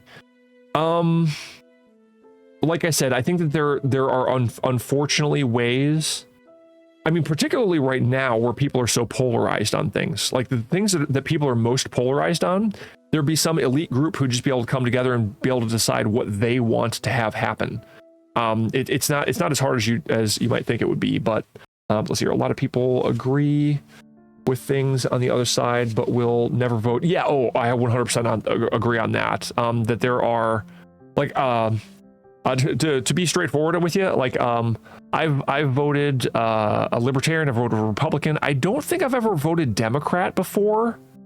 I don't think, but I could be wrong on that one, because I mean there could have been something where because I tend to try and look into the person and see what they stand for, see if I agree with them or not. That's the main thing for me. But yeah, I don't think that most people, again, because of the polarized nature of how the U.S. system is right now, people aren't willing to do that. They're just going, oh look, that person over there is a bad person, because why? Because they're on the other side. It's like that's not the way you should be approaching things. Like, again, what we need right now is to pump those brakes, to go, hey, we're all in this together. We may disagree on things, but we shouldn't be using rhetoric. We shouldn't be twisting things out of sorts, twisting things to try and make our side look good and their side look bad. And oh no, we can't actually say that, because that's going to make their side look slightly better. Your one party equals we are all in this together. Not necessarily, no. Well, what I'll say is yes to a degree, but I don't think a single party is... I mean, if that's what you're going for, I mean, we already kind of have the uniparty right now in our government. I think that there are people who say that they're a Democrat who aren't actually Democrat. And I think there are people who say that they're Republican who aren't actually Republican. They're all part of this uniparty that uses the political base that they have, again, the two sides that are now polarized, in order to just have job security. They play into the, oh, gotcha. Well, I mean, we could even just say left and right. And again, I get where you're coming from, where it's like, screw the labeling or whatnot. I'm just using this as an example of a way that one party, because I think there is kind of a uniparty that's here in the United States. Let's see here, make each people vote on each individual issue. Again, I think that the issue with that is, and again, if you want, like, I know I haven't looked completely into this, like as deep as I could. The founding fathers of the United States had discussions about the tyranny of the many, and that's essentially what you're talking about, is give each person a vote, and that'll be how it is. But unfortunately, that makes it majority rules. So that means if over 51% of a group want something one way, well, then the other 50% are just screwed. They're just like, well, then we don't get anything that we want ever, because you guys are just gonna come together and get what you want. And again, if what you're presenting was able to be atomized a bit and brought down into like a district level or a county level, and then a state level, and then a national level, I think that would actually work possibly better. But again, that would kind of like be bypassing a representative, I guess, maybe. So it could potentially work that way. That's the way it is right now, though. Am I wrong? Oh, that each individual person has a vote? No, not each individual person has a vote, because again, that would be a pure democracy. In the United States, it's a democratically elected constitutional republic. So what you do is you go in and you vote for a representative. The representative then goes in, and they're the ones who actually vote for things in like bills and laws and stuff like that in the House of Representatives and the Senate. Let's see here, tyranny. Let's see here, at least for 4 years. The tyranny of the many? The tyranny of the many, 51%. No, because what I mean by the tyranny of the many is not like who becomes president, because the president only represents one branch of the government. It's the executive branch, right? There's still the legislative and the judicial. The judicial is one that doesn't actually have elected officials. They're actually placed there by the legislature, things like that.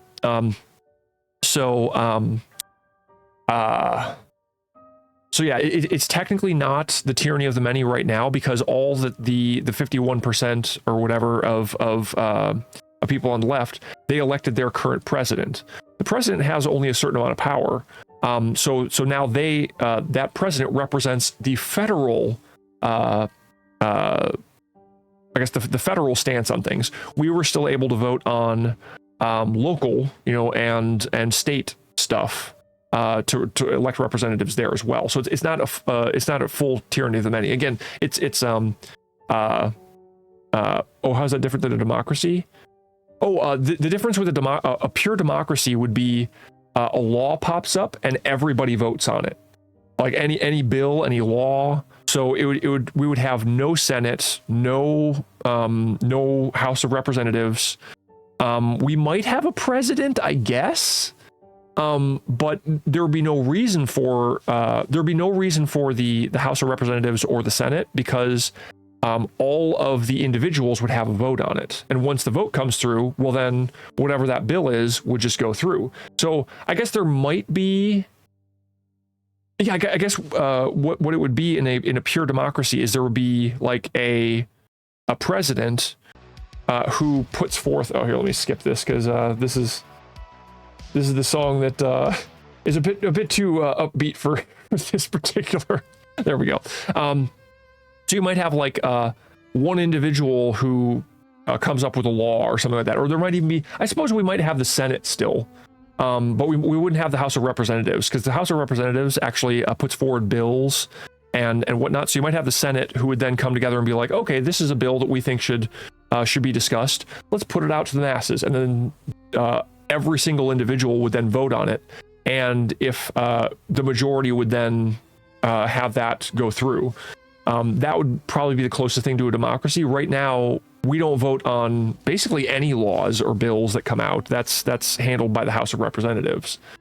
So again, that's kind of the difference between a true democracy. And again, I think even a true democracy might even just be that anybody could put forward a bill as well. Like you could just have a group of people go, hey, I think this is a bill, and then you just put it out to the masses, and then everybody would vote on it. So there may not even need to be a president or a Senate at all.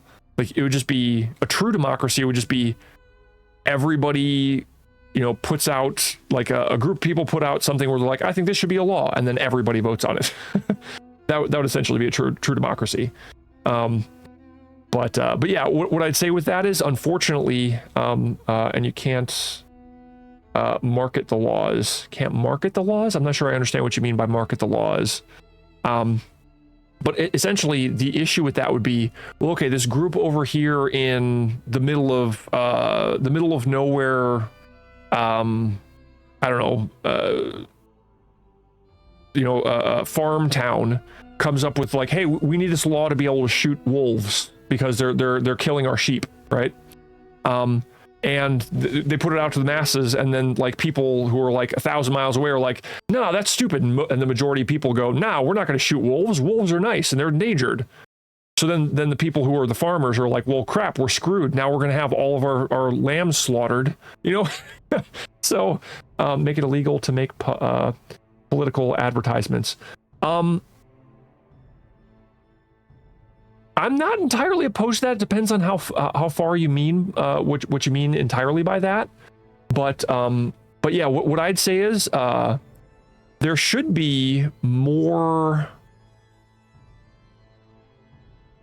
There should be more restrictions. Like it shouldn't just be all mudslinging.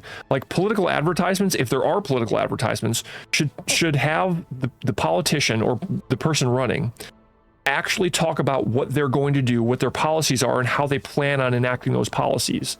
That should be this. Oh, no campaigning ever? I think the issue with no campaigning ever would be that then you wouldn't know who you're voting for. Like there'd be no way to research it. Like, here's the thing. I would say campaigning as we currently have campaigning, I'd be against that. Yeah, because I think campaigning right now has become so polarized and so out of control in terms of like mudsling. Like I haven't heard anything from, I think, Biden about what he's planning on doing in the future that will help any of the issues that we're in. I think Trump has to a degree, but then he's also done mudslinging. So it's like, it's a bunch of mudslinging, and it's like, I don't want mudslinging. I want to know how you plan on fixing things. So as unbiased as possible, 100% agree with that. The government puts out a single ad explaining the bill. Well, again, in a pure democracy, there wouldn't be a government. There would just be a group of people that we then, toss a thing out there going, hey, this needs to be a law, and then everybody would vote on it. So it would almost be anarchy to a degree, but not really, not pure anarchy, because you would have people, you know, voting on things, and then it would be the pure democracy. If there is some form of government, though, yeah, if there is some form of government, then it would have to be like what you were kind of discussing before, where it's like, okay, yeah, we have some kind of a Senate that is a government, or some group of people who come up with laws that will try and benefit a group of people or all people or something like that. And then they come out with an unbiased presentation of the bill, and then everybody votes on it. That's a way of doing things, but again, you still run into the issue that I kind of discussed before. Start local, as they pass up, bring it to the state level, then federal. It would be chaotic. I agree. Yeah, it would be chaotic to a degree. But again, like if there's a local level, well, then we're kind of getting closer to what we have now, where, well, all we're doing is on the local level, we are electing representatives, on the state level or whatnot. And then they go in and represent people. So what I'd say is I would almost recommend kind of an amalgamation of what you're discussing and our current system. Let's see here. Those representatives are corrupt, though. That would be the thing, though. Here's what would be rather interesting. Because if you democratically elect the representative and the representative does not actually represent you properly, then you can vote them out in the next election. Essentially, what I'm trying to do is I'm trying to break up powers in a way that doesn't make it a pure democracy, where all you do is you toss up a bill in one location and everybody votes on it. So they conned you for 4 years. Worth for them. Well, again, this would be, you're talking about a presidential election. There are some, I think most of the terms in the United States are only 2 years. And if they conned you, what can happen is you can actually impeach them. You can actually remove them from office and then have an election at that point in time. Like if they are, like for instance, let's say we adopt and amalgamate your way of doing things, but make it more like in our current system. So if we have an app that allows people to vote on something and the representative is ignoring that, well, then everybody would be able to go, well, then we're going to remove you from office. We're all going to vote. They all vote. Of course, they're going to remove them from office because the vast majority of people are being ignored. So the vast majority of people would then impeach and then remove and stuff like that. Imagine the money they made in those 4 years. Well, again, it wouldn't be 4 years. It'd be 2 years because most political terms are 2 years. On top of that, in that 2 year process, how many times would they have been breaching the trust of the people who've been voting on the app, and then they're ignoring it? And the thing is, the app would have to be open source where everybody would see what's going on, that there's no interference, there's no hinky business going on. And then we would see what the majority was in terms of the vote. And then the representative would have to then represent us accurately in government. So if they're not doing that, you'd be able to immediately then call for, hey, this person is not representing us properly. It's very similar to what they did, I think, with the Republican House Speaker or whatever. Like when they removed him, they're like, hey, you aren't doing what you said you were going to do. We're now removing you. So it would still be like, it would be moving upward in terms of like who would vote for what and all that stuff. But yeah, regardless, what I'll say is I think that, like I said, I'm against a pure democracy. I'm not against some of what you're putting up. I'm absolutely against political corruption, and I think that if political corruption is found, it should be looked into and investigated 100%. Your idea is the representative wouldn't have a choice to not do what the people vote for. Gotcha. Oh, there we go. We're in the another one that I'm going to skip over. Because again, the music is a little bit odd to get this going. But gotcha. Well, then why would we even have them as a representative at that point? They would just be essentially a computer that would then just take whatever the system said and put forward whatever vote would just be that. And even that would have its own like oddities. So, well, once again, what I'm trying to do is I'm trying to stay away from a pure democracy, and you're essentially seemingly wanting to go toward that pure democracy. But again, it's like if we're eliminating all the people, then who's going to put up the bills? Is it people who are looking out for the individual states, the individual regions? Is it going to be only a federal thing? Is it going to be very much of an atomized thing where it's like only my region, my district within my county gets to vote on specific things? I think that depending on because again, then that still wouldn't be a pure democracy. It would be democratic, but it wouldn't be a pure democracy. Pure democracy is where everybody votes on everything. You vote on what bills are at a local and federal level. Yeah, but where do the bills come from? If they come from a government, like a government body, then it's not a pure democracy at that point, because then it's only the government that's coming up with the bills. And then what if the government that's elected there is corrupt and they're not putting forward bills that the local people want? Stuff like that. I mean, the thing I think that works in our current system is the separation of powers, and it becomes very hard for corruption to act quickly. And it's been a very long time to get to this point where now we've got a bunch of corruption in our government, and it couldn't happen quickly. Let's say that. But yeah, what I'll say is if depending on how atomized it gets, like at the local level, as in like my district, in my county, in my state, that there's each individual things that would be voted on for each individual thing, then I think that could potentially work better anyway, because again, then there's at least some kind of a separation of powers and separation of votes and whatnot. And the smaller you get in terms of local level, it would have to be more powerful, because you couldn't have the county vote on something like you can have a county that has like a farm section over in one district, and then another section is just a city or something like that. And the city people have more people there, so they're able to outvote the people who are in the farmland area who are voting for. Let's use that wolf example again. It's like, well, we want to shoot the wolves. Actually, the reason why I'm bringing this up is over in Michigan, they had people in what's called the UP, or the Upper Peninsula. Yeah. But this is a real life example that in the Upper Peninsula, they were like, hey, we want to be able to shoot wolves because they're dangerous.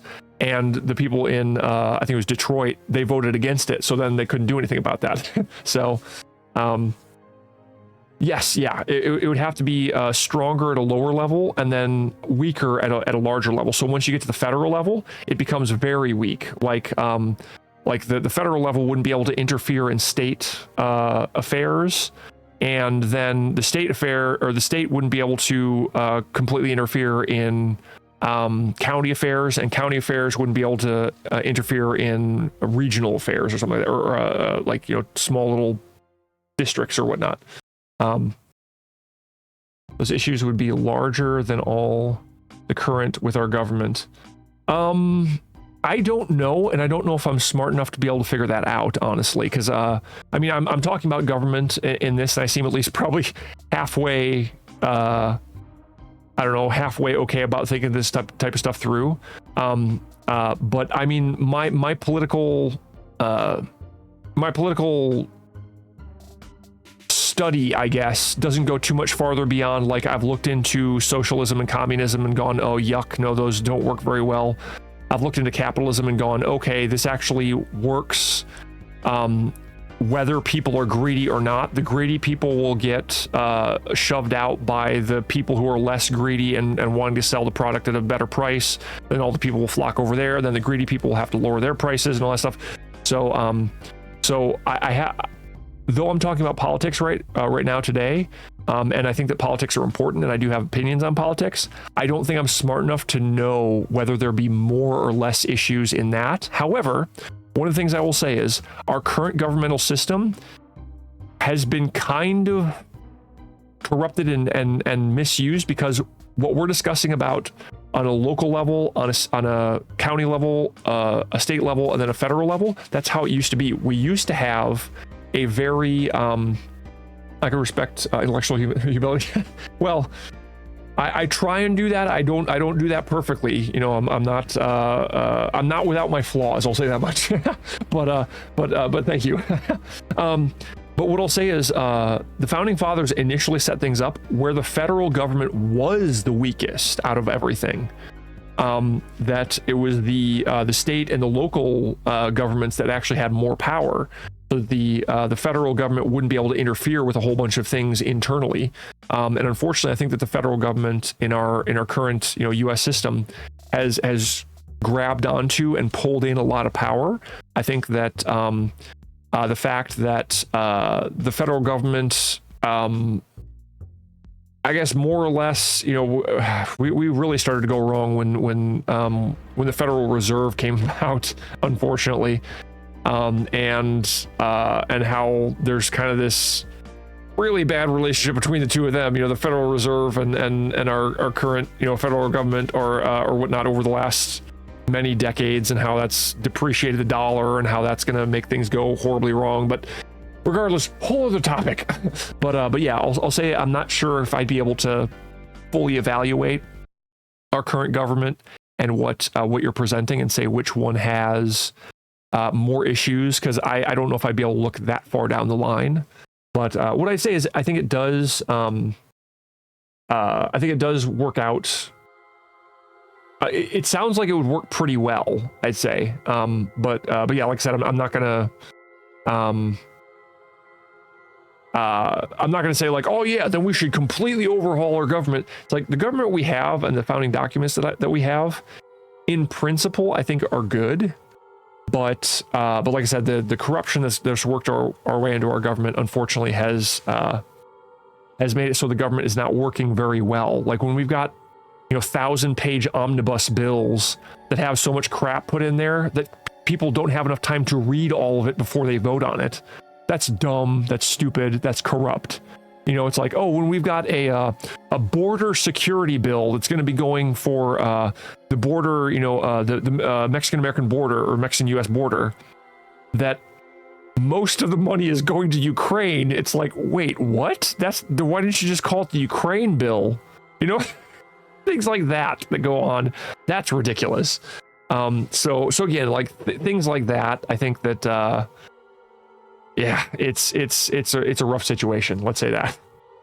But yeah, ugh.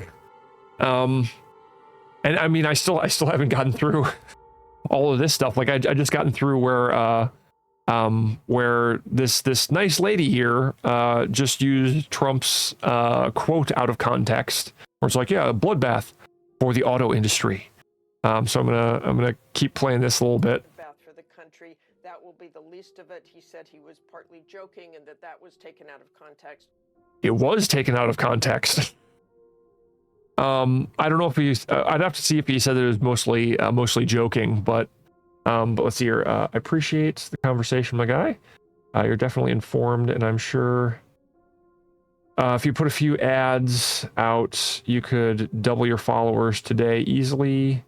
Well, what I'll say is I just started streaming like a 2.5 months ago or something like that, but I would appreciate the follow back. Oh yeah, 100%. I'd actually completely forgotten that I can do that from here, I think. There we go. Yep, there we go. Yeah, no problem. I typically do. I just forgot that I could do that from inside of OBS. So, but now I need to get rid of Joe. I click on that and it makes it go that way. I'm still getting used to here. There we go. Right. There we are. Okay, and then that. No, I don't want to unfollow. What are you talking about? All right, there we go. No, stop doing that. Yeah, oh, there we go. That's what I'm looking for. Okay. Yeah, I just couldn't see the close it. Oh yeah, no problem at all. Dear, good luck with your stream. Oh yeah, no, much appreciated. Thank you. Thomas Matthews, Crooks Politician Discussion, is the group name. Oh, gotcha. Well, I'll say I'm not actually on Meta or Facebook or whatnot. But I appreciate the offer. And like I said, I try and stay away from politics in my streams. I just was making kind of an exception for this historic day, essentially. But yeah, appreciate you hanging out.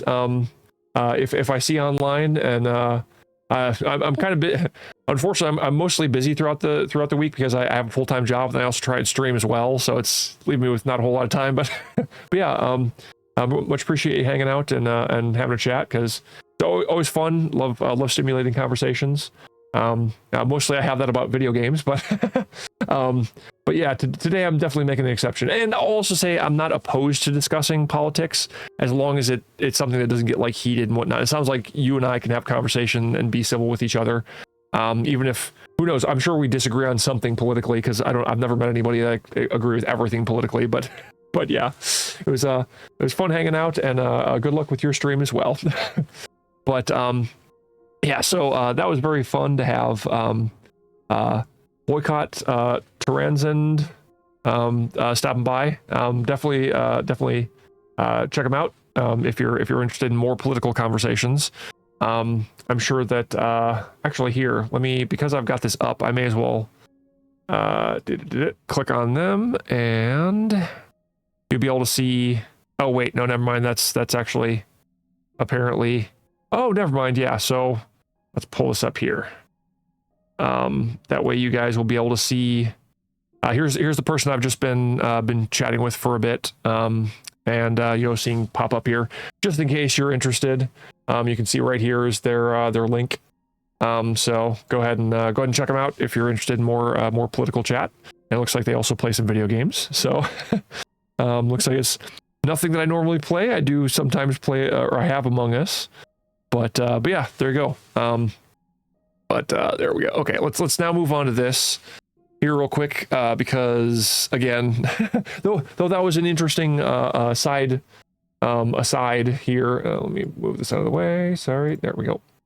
An interesting aside. I do want to continue on with this and my thoughts on this. And it looks like I keep on getting notifications that I might look into by the end of this. But let's keep playing this. Again, I'd want to see what Trump said that he was joking about. But again, he was saying it's going to be a bloodbath, and then immediately talking about the auto industry. I'm surprised she didn't actually bring that up. But regardless. But those are indeed his words, and you have his words taken out of context. If you had mentioned the auto industry, that probably would have been nice. From supporters as well, and supporters are certainly in some parts angry. And let's remember January 6th. Let's remember January 6th, on the day that Trump just. I think I saw someone on X/Twitter saying, like, this is the last time I want to hear about January 6th. And it's like, yeah, because a directed assassination attempt is very different than trying to halt or trying to cease a governmental proceeding. But all right. So many ways for the campaign.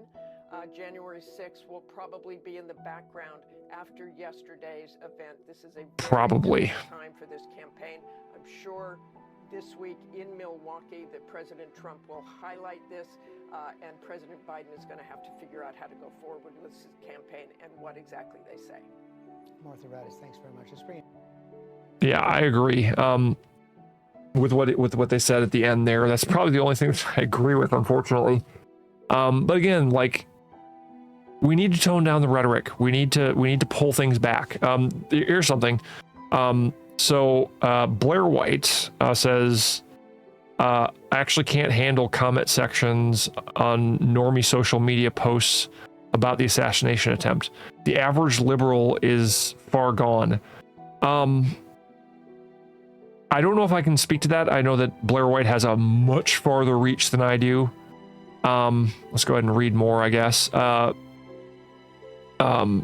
what I'll say is, I've seen a lot on X Twitter about this and having people arrest. Wonder who they arrested, but regardless, I might not even look into that just because. But yeah, I hope it's not the average liberal, like people who are on the left essentially, who is so far gone. I really hope not. I mean, I've seen a lot of people who are making really weird comments. But yeah. Let's see here. Most of their public figures have pretended to condemn it. I hope they're not pretending, honestly. I really hope that like people like AOC and others have actually condemned it. But even if they're pretending to, I hope that everybody takes that to heart. That the condemnation of this is something that is necessary. It's something that should be said loud and clear. It should not be, oh, but you know, Trump with some of his rhetoric really brought this about. That should be absent from everybody. I don't care if people think that it makes the other side look somewhat good. This type of a situation needs to be approached with caution and care and self introspection to think about what we have done as individuals and gone, have I contributed to this? If I have, I'm going to call out what I've done, apologize for what I've done, and try and move forward from this in a much more unbiased and weighted manner, where it's a much more unbiased and measured manner, I should say, not weighted. But the consensus of regular people is either denying it's real or saying he deserves it. Yeah. That's unfortunately a lot of what I encountered as well. I've really only seen, other than like, you know, AOC and other like major political figures condemning it, I've seen a lot of, I really hope this isn't the case, but again, Blair White has a finger on the pulse of politics more than I do, because of, you know, what Blair does. From what I understand, I don't really follow Blair White all that much, but I know Blair is a political figure out there, whatnot, you know, looks into this type of stuff. But regardless, I hope that this isn't the case. I mean, I have seen people like denying this, or it's, oh, it's fake. You know, it's like, I'm pretty sure it's not fake. And then saying he deserved it. I don't think anybody deserves an attempted assassination, or an assassination for that matter. But yeah, how do we even proceed? Again, the way we proceed is by toning down the rhetoric, by not making things hyperbolic, by taking what has been said and going, hey, you know what? When we said X, Y, and Z, when we said Trump says that, you know, white supremacists, they're very fine people on both sides when referring to white supremacists, we took that out of context. Acknowledge the wrongdoing that you yourself have done before you start trying to point the finger at other people, because there's wrongdoing on both sides of this political spectrum. I'm sorry to say, you know, it's and here's the thing, like, I personally think, and I hope that the average person that's out there in the United States is looking at this and going, how did things get this far? I don't look at my neighbor as my enemy, you know, regardless of what other people are saying, you know, on the internet, because that's what I think needs to happen. I think that people need to look at each other and be like, hey, we are U.S. citizens. We need to have respect for each other. We may disagree with how to fix things, but realize and recognize that everybody on some level at their core is trying to make things good for the United States, is trying to look out for everybody, regardless of whether you disagree with someone on that or not, on exactly how to do that. That is. So, this isn't about being divided anymore. I think the core of it is about being divided, though. Unfortunately, half of the humans in this country have the IQ and emotional intelligence of literal cave people. Again, this is way too much of a sweeping generalization or hasty generalization. whatever the case may be. It's a generalization fallacy to say that.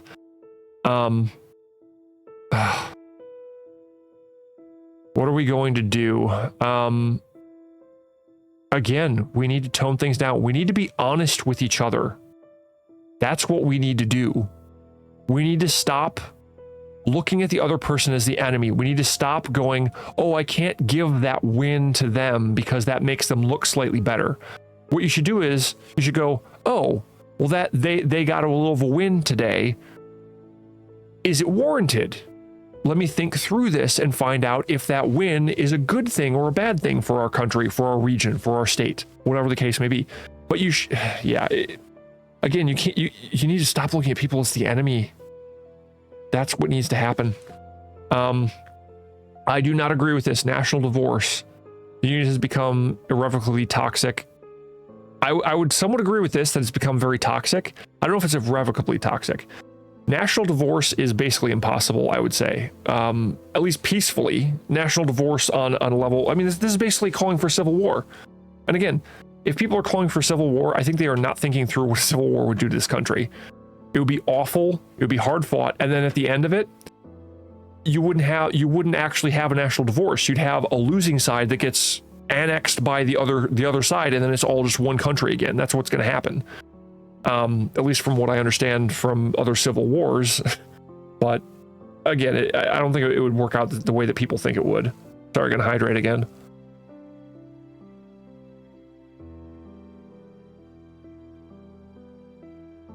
So, block them. They are lost souls. Don't waste your time. Nope. I think this is also bad. This is also a bad take on this. You can't let people just go off into their echo chambers. That makes the Ku Klux Klan. That's how the Ku Klux Klan becomes a thing. So then all you're going to have is, rather than having people out there and you know that they have bad ideas, suddenly they're off somewhere else having bad ideas and more bad ideas that then just become more bad ideas on top of more bad ideas. And then eventually they become some terrorist cell that then goes out and starts, killing people or something, or starts lynching people like the Ku Klux Klan did, like idiots. So no, I don't think that we can't do that. We have to come together. We can't block people and toss people away. But oh man, I know that social media is not the real world. I think you need to go out there into the real world and be talking to people on a regular basis. Like I talked to people at work today about this type of stuff, and that's one of the reasons why I started streaming late today, which is probably better because I'm not going to have too much time to stream. But I also didn't want to make the stream too horribly long because again, it's politics, and I want to stay away from politics. But for the most part, the entire West needs to de-radicalize the left. I think the entire West needs to de-radicalize both sides, because I think that there are radicals on both sides. So again, this is the right saying it's all the left's fault, which is no different than the left saying it's all the left's or the right's fault. So universities are the place to start. I would agree that I think the universities seem to be very left-leaning and pushing left ideologies. So I would agree. I can agree with some of that, I suppose. But time for national divorce? No, it's not time for a national divorce. No. And the memes, I can appreciate the memes. But yeah. We all know it was real. What? We are not crazy. We are becoming conspiracy theorists. We're not okay. We recognize reality, and the reality is they want Donald Trump gone. Okay, so I know who Candace Owens is. I don't really watch her. I've seen some of her stuff, but not very much. So I'm going to see what she has to say. Living within this illusion that everything is totally normal in America, and really Trump guy bad, Orange man bad, everybody else is just crazy and becoming a conspiracy theorist. No, we are not crazy. We are not becoming a conspiracy theorist. We are recognizing reality, and the reality is they want him gone. Some people want Donald Trump gone. Some people are using the team sport mentality here, and again, I might be giving too much of the benefit of the doubt here. I might be giving too much of the benefit of the doubt to people. But I think that people in power like the higher ups, you know, within our government and whatnot. I don't think that they actually want what's going on right now, but they're using what's going on right now. Because I mean, unless they're complete psychopaths, which I suppose is possible, because I know that power can draw in psychopaths. But I don't want to think that of people unless they show themselves to be that, and I don't think I've seen that just yet. I mean, I think there are some people who are psychopaths in our government, but I think the vast majority of people aren't that way. At least I hope. Again, I might be being naive, but I guess what I'm trying to say is that I think that there are people who are using the sports mentality, we're going to kill the other guys, can't let the other guys look good. Our cheerleaders are better than our cheerleaders are hotter than their cheerleaders, you know, type stuff, dumb stuff like that. Like, oh yeah, we're going to kill them, we're going to, you know, smack them to the ground, we're going to crush them into the dirt, you know, that type of talk in a sports environment, and they're bringing it into politics because it seems to be working for the people who are trying to selfishly, who are trying to selfishly,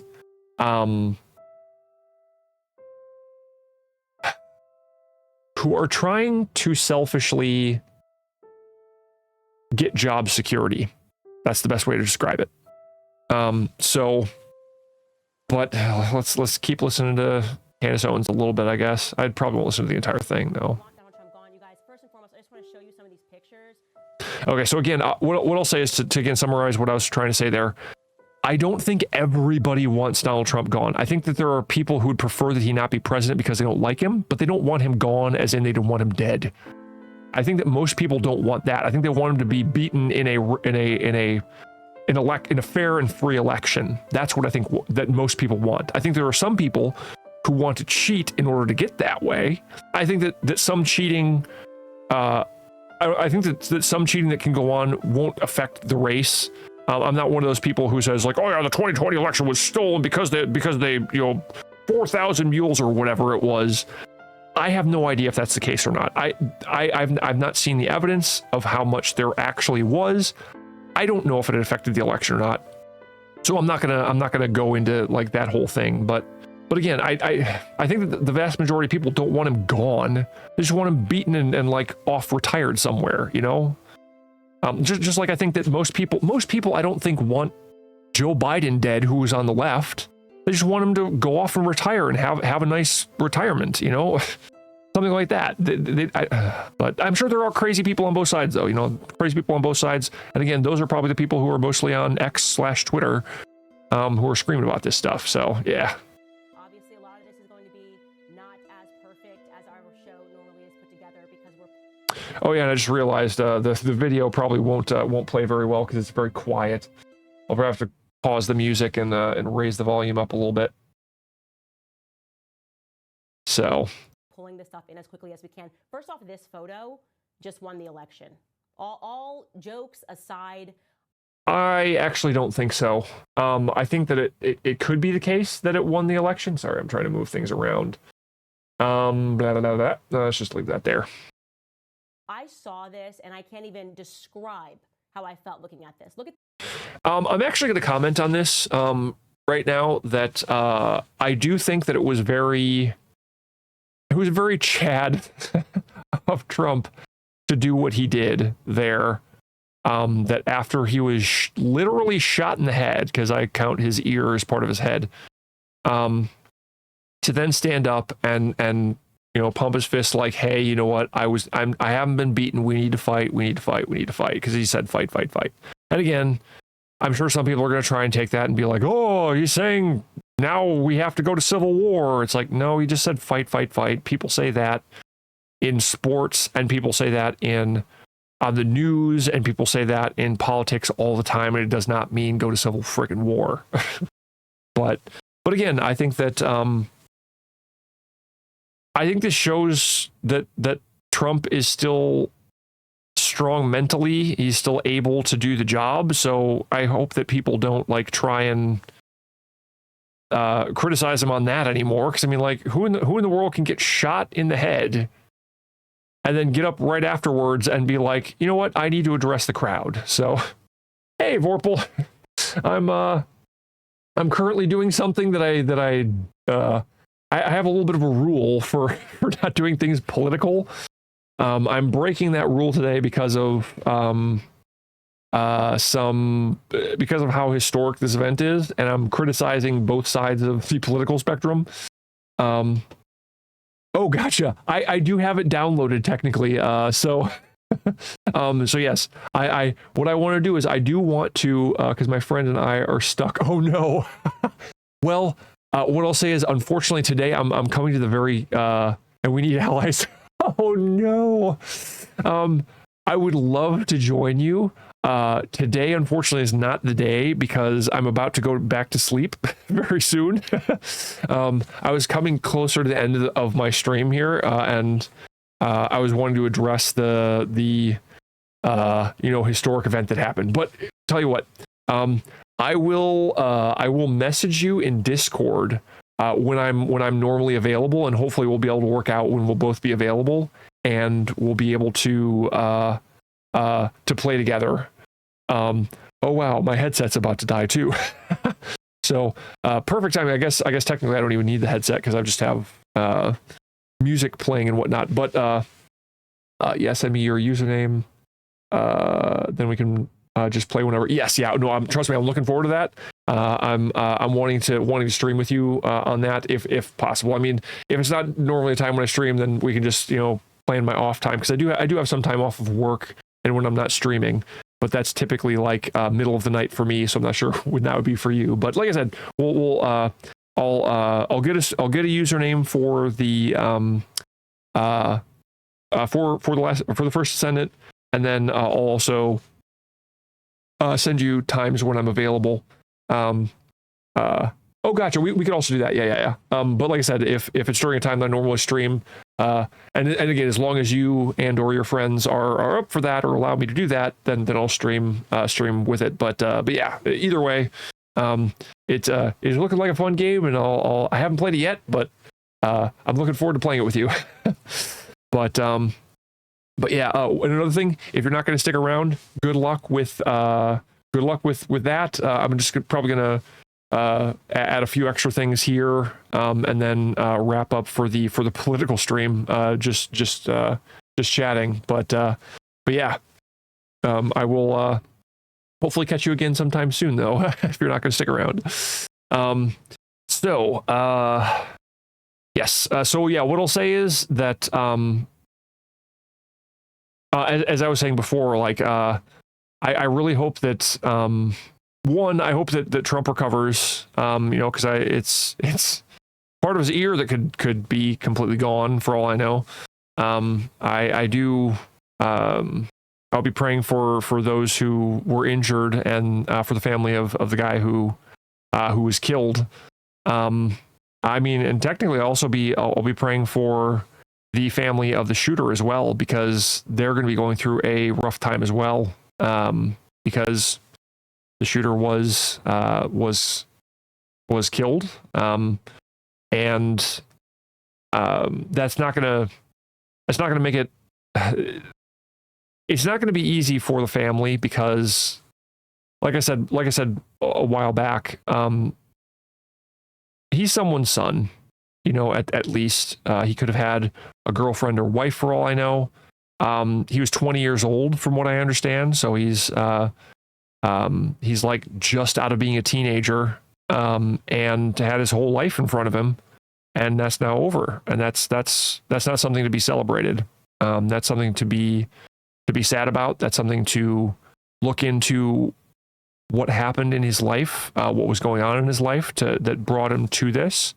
And that's the entire reason why I'm kind of having this stream, that we need to tone down the rhetoric. We need to make sure that we do not say things that people will take and feel emboldened to do things like this. So yeah, I guess I'll listen to a little bit more Candace Owens and see if there's anything else I want to comment on. Bloodied, just having had his ear grazed, by the way, in case you're missing the details, at a Pennsylvania rally. Okay, he's at a rally, shots start ringing out. Trump, you can see, and we're going to show you this video right now. My editor just joined us. Trump didn't really know what was going on. We're going to have that video for you shortly.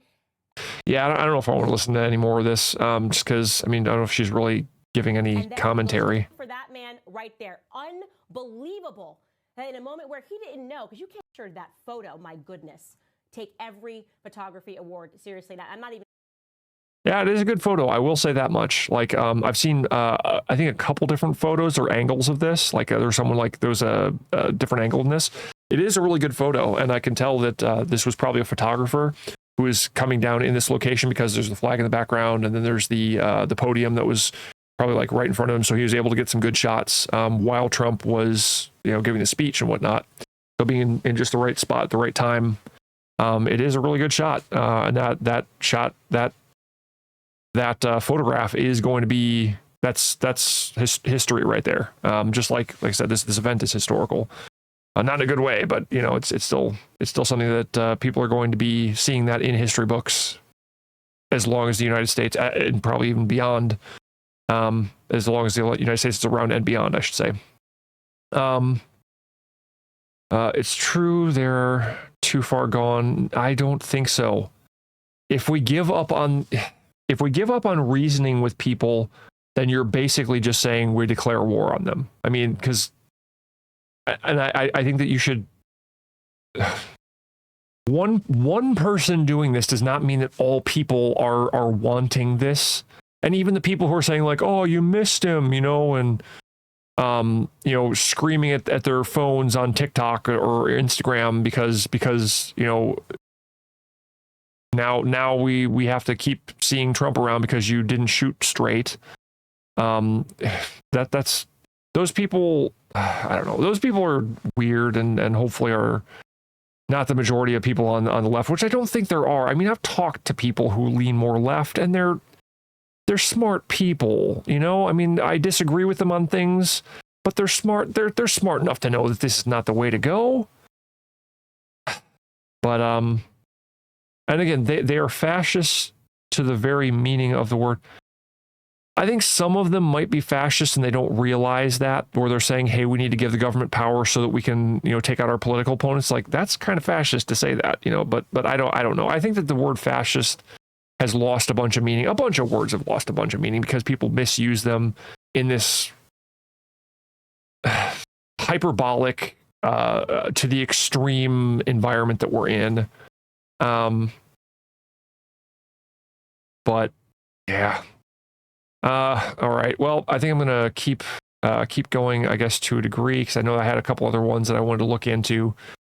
2/3 of America say the current political climate makes violence more likely, according to a new poll conducted shortly after the attempted assassination. I don't know if I would necessarily put a whole lot of sway in this, because even right now, like we're what time is it actually? We are, let's see, it was 5 o'clock, no, 6 o'clock. That would be, so we're like 21 hours into this. Emotions are still hot. So I'm sure that this poll here will go down as time goes on. So yeah, then someone else is posting this stuff again. But again, I don't know if I would necessarily put a lot of weight in this. I'm sure that this is actually the case, though, where I'd say a majority. I wouldn't say 2/3, but yeah, it's. I wouldn't be surprised if this is actually accurate. But I did want to comment on that. And again, this is a genuine threat to our nation. He's a threat to our freedom. He's a threat to our democracy. This is not a democracy. This is a constitutional republic, or a democratically elected constitutional republic. He's literally a threat to everyone, to everything America stands for. No, Joe, he's not. I don't know if this is actually Joe Biden's actual account, though, because it's just at Joe Biden. So whoever is posting this, whether it be Joe or not, no, he's not a threat, literally a threat to everything America stands for. This is hyperbole. I've called out hyperbole on the right. I'm calling out hyperbole on the left, because this seems definitely be on the left. Remember, it's Trump who is being lectured by Margaret Brennan on CBS and moments after the assassination. Yeah, see, oh, never mind. Okay. That it is he who needs to turn down the temperature. Yeah, see, this is what I was talking about before. It can be very easy to point the finger at other people, and not also look with introspection within yourself to go, do I have flaws that need to change? Have I said things in the past that I shouldn't have? Have I taken things to a degree that I should not have? Have I taken things out of context and tried to present them as in context the way that I want them to be? Have I tried to present things in a way that makes sure that my opponent is not shed in any type of anything that resembles a good light? You have to look at those things. Both sides need to do this right now, because if we don't, then I think that this I think that this poll might be accurate. That this could be the case. That if things don't get toned down, I might actually agree with this poll then. So yeah, and then crazy times ahead. And again, this is not what to say. The cure for TDS was just Trump derangement syndrome. I think that levity is something that is. Oh, geez, probably shouldn't even have that on screen, honestly, because there was technically someone who was dead there. Unfortunately, that might actually give me a strike on my channel or whatnot. But I didn't realize that I was looking at that. Hopefully, it was small enough. But yeah.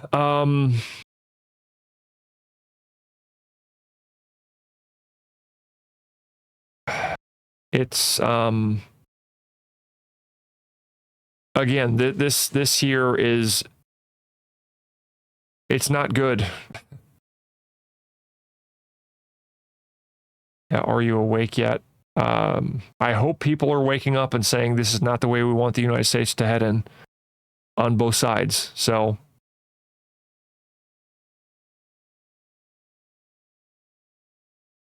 yeah, already got t-shirts. But yeah, let me see if I had anything else in here that was worthwhile. That was me. Shouldn't demonize. Yeah, once again, definitely agree with that. I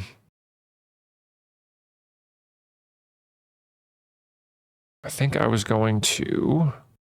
I don't know what Never MAGA is. There's probably going to be more people saying like, "Oh, it's the MAGA people who are the problem."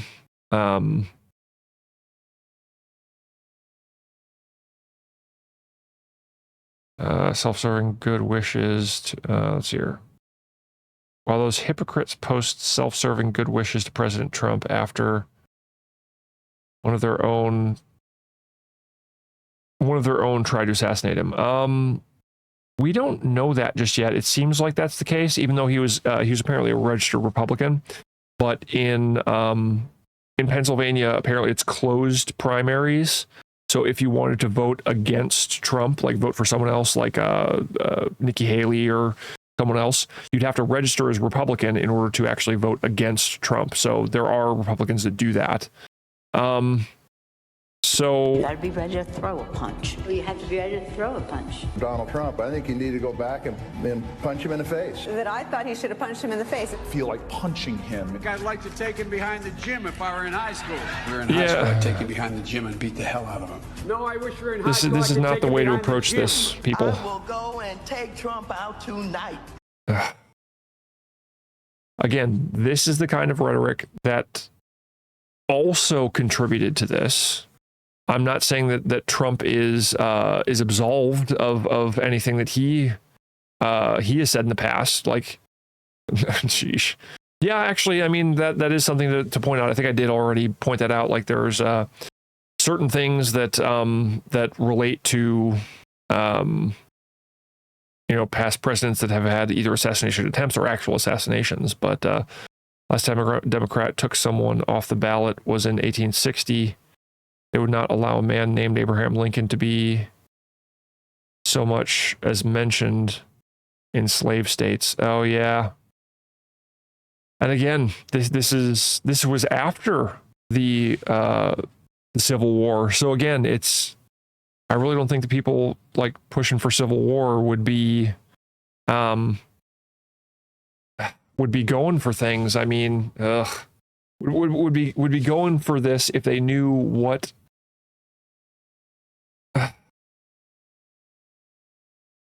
would be going for civil war if they actually thought it through, because civil war will not be a pretty thing. It will not lead to a great end. So yeah.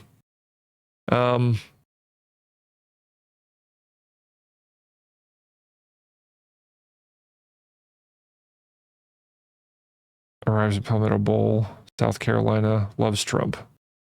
Okay, was this from today? Oh, never mind. That's November 25th. Yikes. This is, yeah, what the heck? So how is Never MAGA trending and I'm getting stuff from, I don't know, whatever. I'm not going to worry about it then.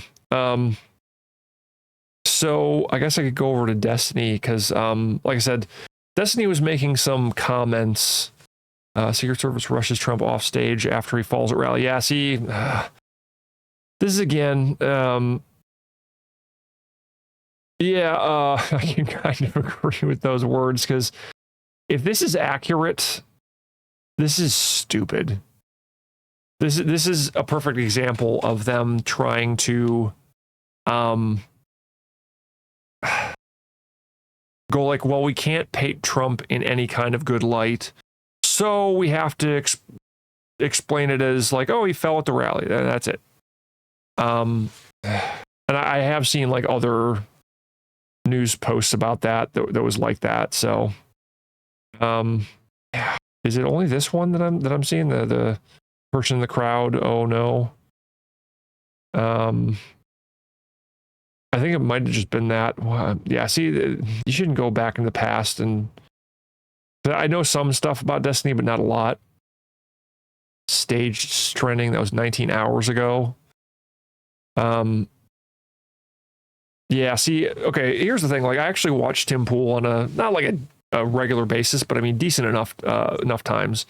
I think that like he would be, I mean, in a way, he would almost be like the mirror of me to a degree. I mean, from what I can tell, he's like on the left. He's center left, from what I can see. I think he has some stuff that's conservative though. So I mean, like there are some things that I agree with him on, some stuff that I definitely disagree with him on. But I think he's got a good head on his shoulders. So if you haven't looked into Tim Pool, definitely do that. He's got as you can see, Timcast. I guess Timcast IRL is something that I look at and tune into often enough on YouTube and Rumble and whatnot.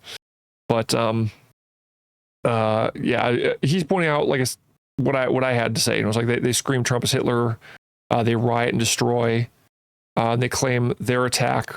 Oh, and they claim their attacks are staged. Yeah, that's the thing. Like, okay, what makes you think this is staged? The fact that he got up and shook his fist. Like, okay, well, if you have adrenaline going through your system after being shot at, and actually being shot technically, I mean, see how you react. So, okay, here's more of the stuff here from Destiny.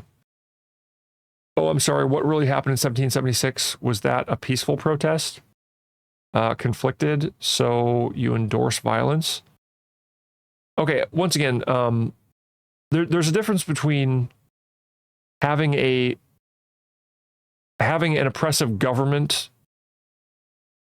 taking from you without you being able to have something without having representation. That's what 1776 was all about. It's no taxation without representation. They were being taxed and they did not have representatives back in the government over in Britain.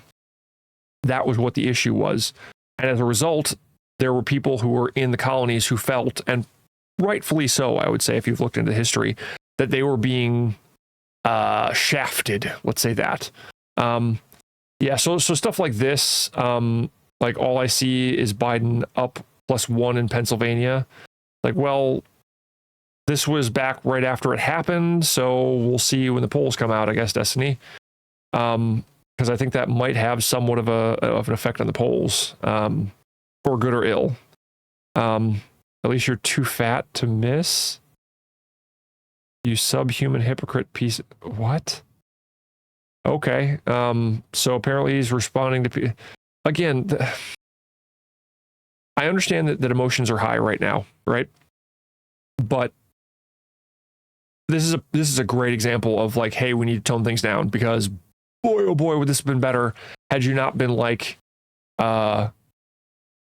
talking about, oh, too bad a bystander got shot and killed. Too bad. I mean, yeah, it's. If we learned anything today, I hope it's realizing the importance of principles. I've stressed many times on stream before. Having a firearm means absolutely nothing.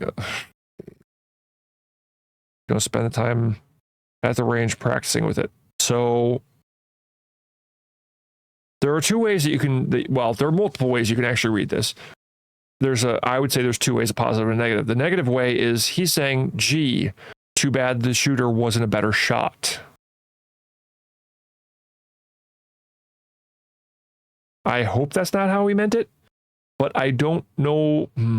The other way, I guess, is that he's just making a general comment on firearm safety. But if it, because it was today, it's really hard to see it the positive way, unfortunately. Oh yeah, I guess technically I can start playing the music again because I'm not watching videos.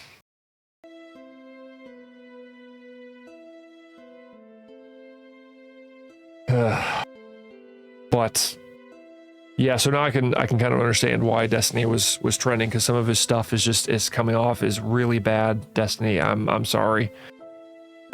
Maybe it's a result of him repeatedly acting like a dictator instead. I don't think I've seen Trump act as okay. This again might be hyperbole coming out, and again trying to make the other team look bad.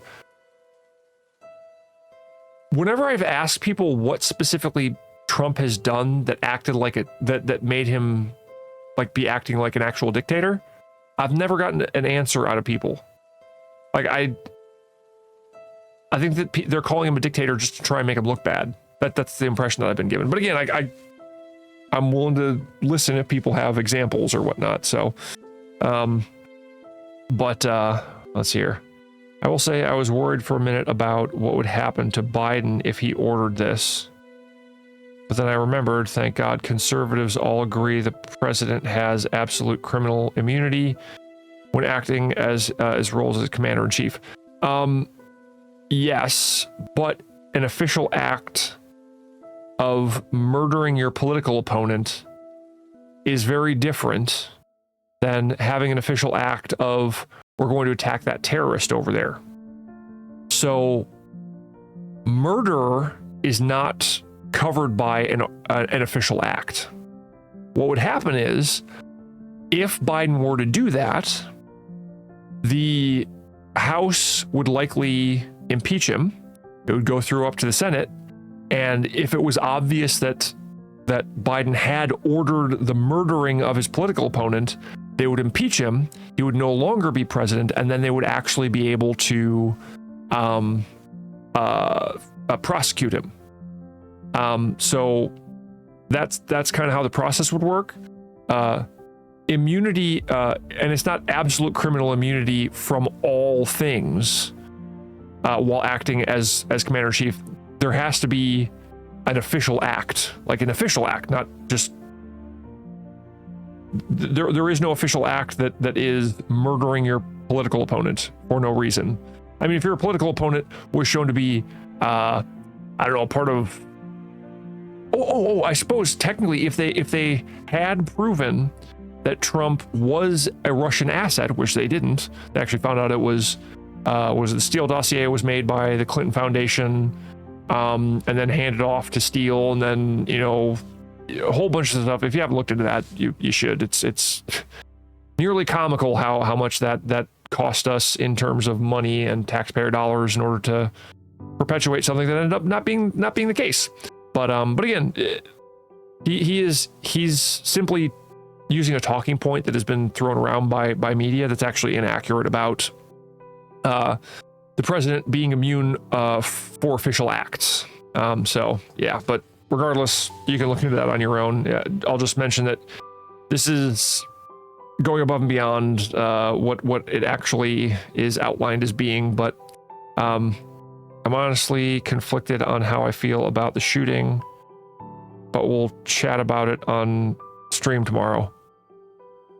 I'm not conflicted about how I feel about the shooting. It was a bad thing. It's something that should not have happened. It's something that I hope the country sits back and goes and pumps those brakes, like I was saying before. Wrong, I'm an atheist, so I believe that rape and murder are always wrong.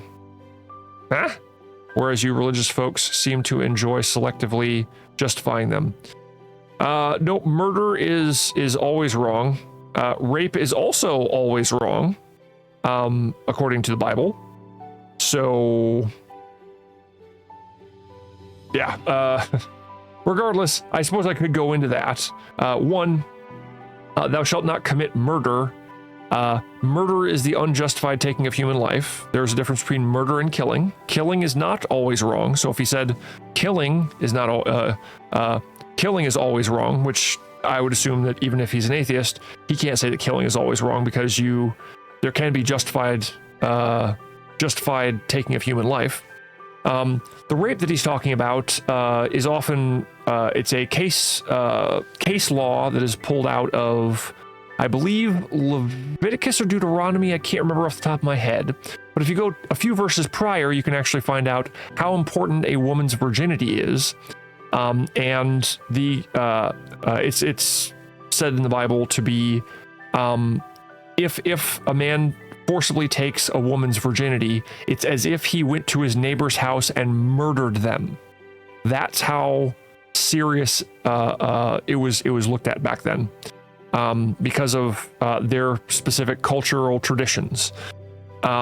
The case study that they're actually going on is something that can be enacted against either someone who actually raped an individual, or if two people outside of marriage were just messing around. Both of those can actually be held under that case law, where the father is the one who has been partially wrong because he would get a dowry from his daughter being married. And then his daughter would be married to the person, whether that is the rapist or not.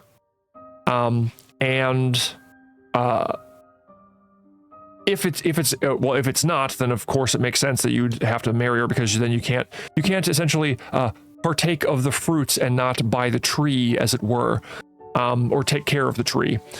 In a similar fashion, it's also mentioned that you cannot divorce, like the man cannot divorce the woman. Now, the interesting thing about this is, if it was a rapist who did this, and I'm probably getting throttled a whole bunch because of all the words I've been using on stream that are probably bad to use on Twitch, but I don't care at this point. But regardless, the interesting thing about this is, when it comes to a rapist, is that if it is a rapist, they are forced to marry the individual, but he cannot divorce her for any reason.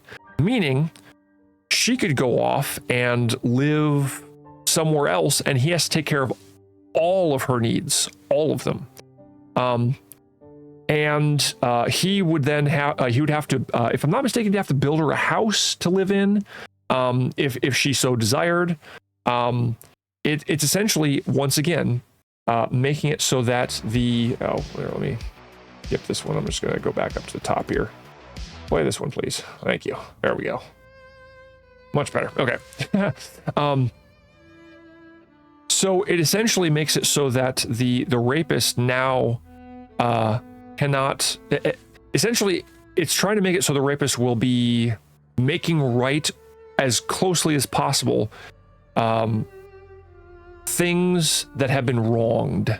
It's trying to make things right, as in, her virginity was taken without her permission.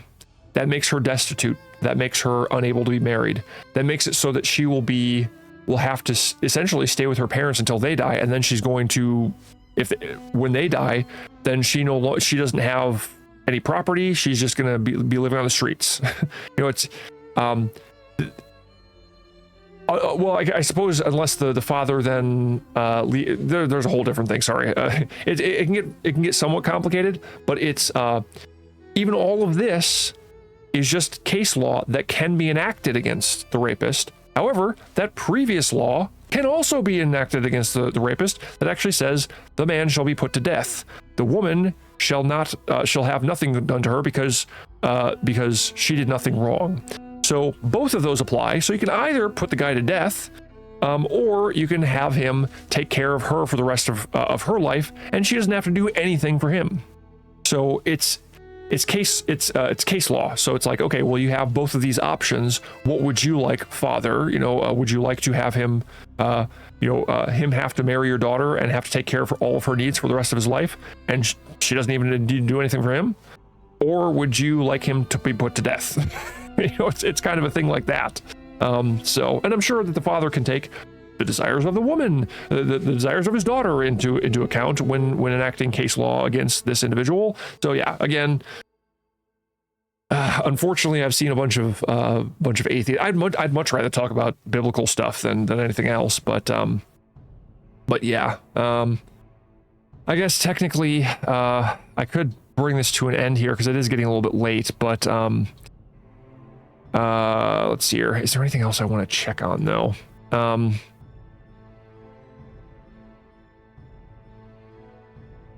I suppose I could also I could go into my notifications, I suppose.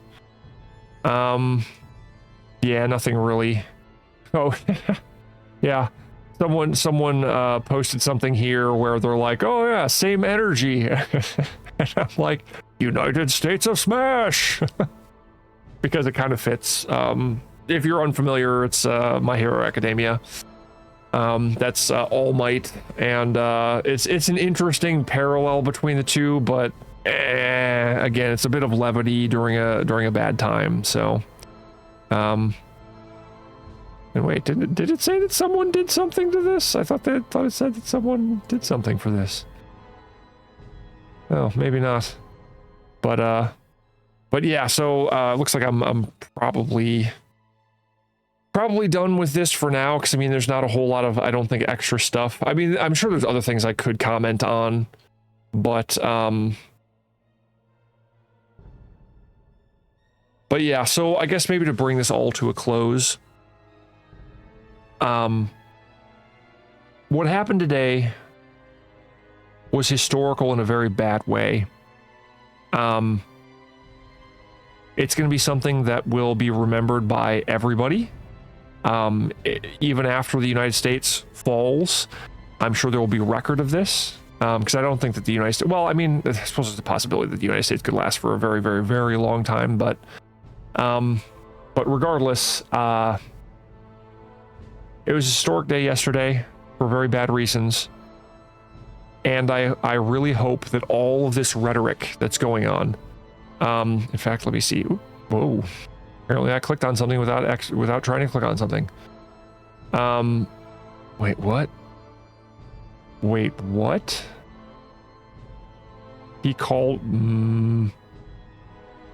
So this guy called for the assassination of Donald Trump? Incited violence and needs investigate. Again, I think we need to... I think we need everybody to get political violence is never okay under any circumstance. The shooting at Trump's rally is absolutely unacceptable. Okay, that's good. According to the Supreme Court, Biden could now send a SEAL team. SEAL team. That SEAL is all capitals. It's an acronym. SEAL Team 6 to take all of them out. No, again, this is just not the case. Again, like people keep on spouting the same thing. It doesn't make it the actual case. But anyway, I accidentally clicked. Oh, I must have accidentally clicked on this. I was meaning to click on this. So yeah, my mouse is being a little bit weird. I might have to get a new mouse, honestly. So let's see what it's saying in terms of Donald Trump. Okay, yeah. So here. Oh wait. Trump is a We got any volume on this? Most importantly, oh, I can't actually hear this because my headset died. Sorry, I can't actually hear that, so we're not going to worry about that. I'm not gonna switch headsets right now. But yeah, as you can see, Trump got his ear grazed enough to be bleeding. If it had hit his head, there'd be a lot more blood, because I think your ears don't bleed as much as like if you had a head wound.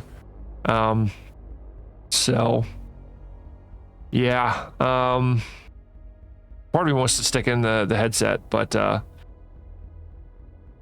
yeah, wow. Oh yeah, and then Trump did have a response. It was God alone who prevented the unthinkable from happening. I don't think I've read this actually. I read one where he very soon after was talking about, hey, you know, we need to take care of the people who were hurt. I do know that Trump has actually set up the Trump campaign anyway has set up a fund to benefit those harmed in the shooting and the family of the one who died. But we'll see here. Prevent the unthinkable from happening, we will not fear, but instead remain resilient in our faith and defiant in the face of wickedness.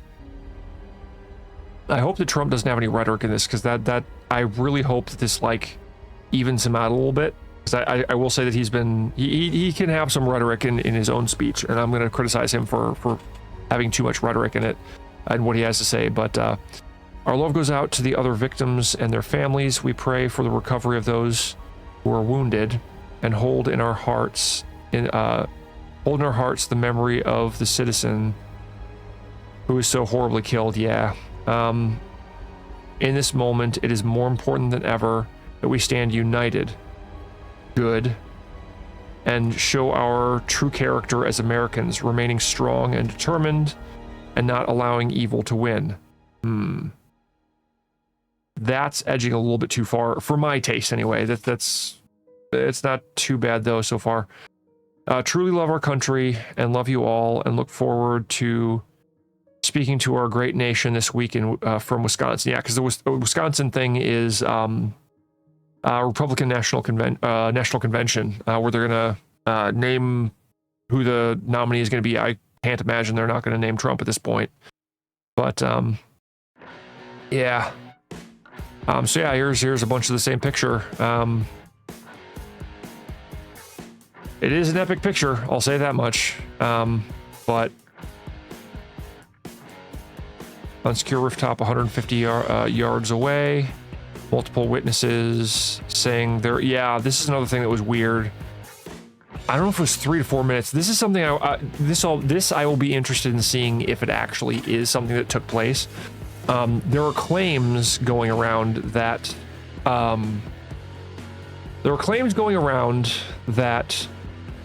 people were telling cops minutes beforehand that they're seeing someone climb up onto a roof with a gun. And how did this happen still? How come no one went around to try and stop it? How come Trump wasn't taken away at that point? And then there were also people like, I saw a video of people like screaming, he's got a gun, and then, you know, like, I don't know, a good 30 seconds or more later, then the bullets start ringing out. So it just seems, I don't know. I'm gonna hold off on whether or not that's actually the case, because it could just be some people trying to make a name for themselves or whatnot. I'm sure in the days to follow, things will come out more. But yeah, see, like this kind of rhetoric is bad. We have to get rid of this type of stuff. You can't just be like, oh yeah, he's Hitler, because then people are gonna be like, oh yeah, Hitler bad, you know, and get rid of that. So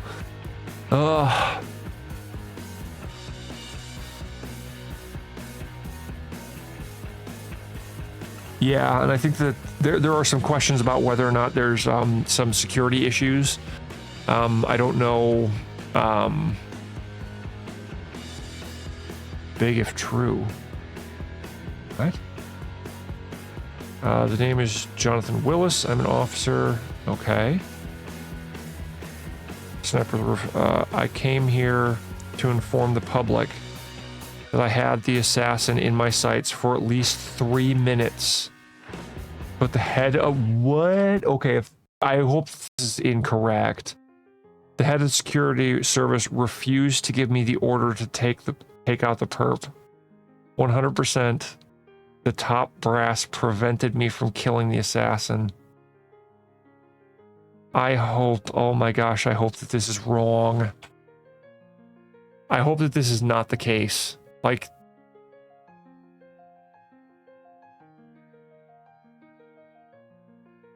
I pray this is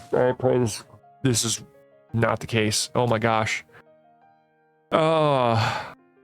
This is gonna be a horrible way to end this, but I do have to end the stream here soon.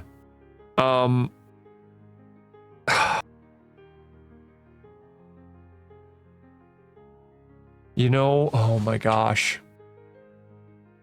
I hope that this is incorrect. Because if this is correct, that means that all the people, like I've seen, I think 2 or 3 people talking to the cops, or talking to news, saying, yeah, minutes beforehand I was talking to the cops. That would make sense, though. It would make sense that the cops would then go to the Secret Service, tell them about it. Secret Service agents would be informed about it. He would then, I don't understand why they wouldn't just take him out, why they wouldn't just shoot him. Like, okay, I understand they're more like a military thing, and like they have to have permission from top brass and whatnot. So, oh my gosh, no, oh my gosh, I hope this is not right. This better not be right. This better not be true.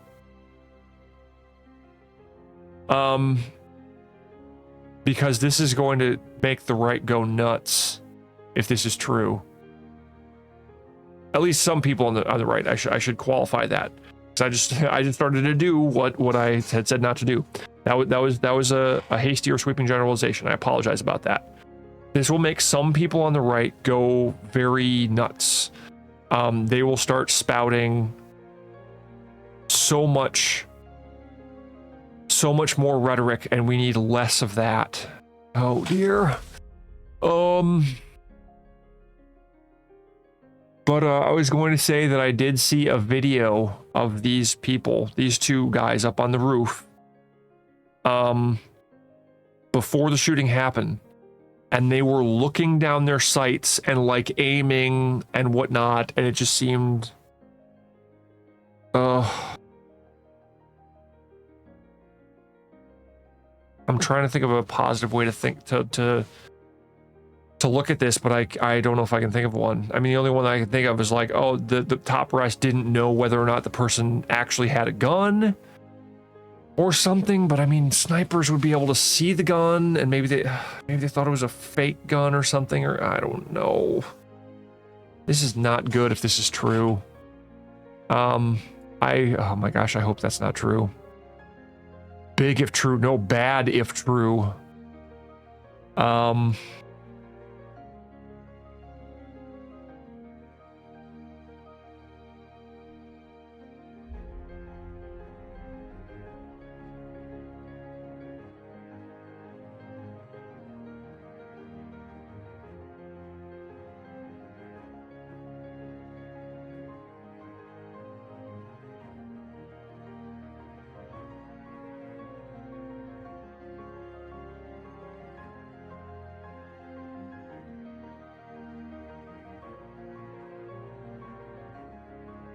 And that is my actual thoughts on this. How long ago did this come out? I'm double spacing things by accident. How long ago did this come out? It seemed like it was a while ago. Okay, it was 7 hours ago. Okay, that's all right. That's not too horribly long ago. I thought if this had come out like super quick, then that would have been so bad. Yikes. Well, I'm gonna go with Trump as Hitler. Let's end with that, because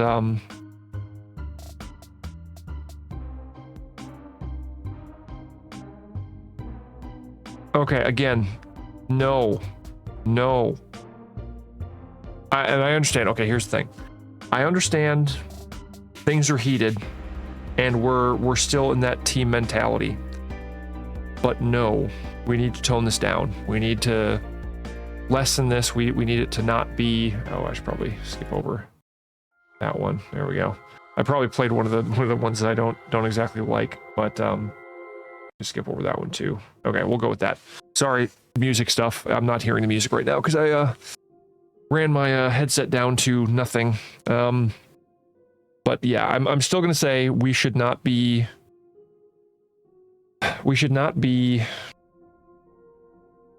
having rhetoric so heated. That's a okay. Yeah, okay. So I can see this then, you know, if you convince yourself that Trump is Hitler, that's bad. It's not necessarily based on lies, it's based on hyperbole and whatnot. So this muted. Okay, good. But Hillary Clinton comparing Trump to Hitler on The View, one of the reasons this happened, I would agree with that. I think it's one of the contributing factors. Again, the rhetoric, I think, is the major reason why this all has gone to where it's gone. Jake Tapper on CNN compared Trump to Hitler over and over again. Yep. And he was the one who actually was one of the moderators in the debate. I think the debate actually went really well. I think the moderators did fairly well at trying to remain balanced, so that's good. Yeah, so there's that too. Again, man, we need to lower the left. Trump is Hitler, also the left.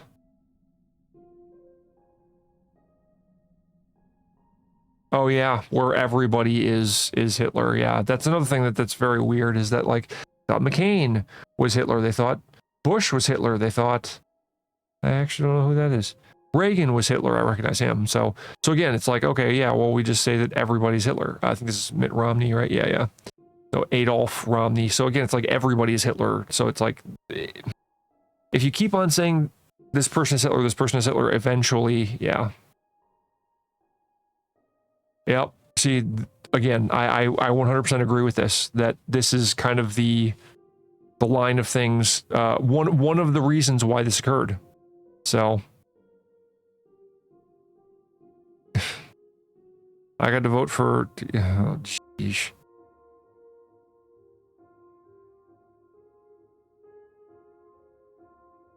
Yeah, this is another thing that's very weird. Like when people are like, "Oh, Trump is Hitler." Oh, but you know, I'm hoping he's safe. Again, it's a very, very weird thing. So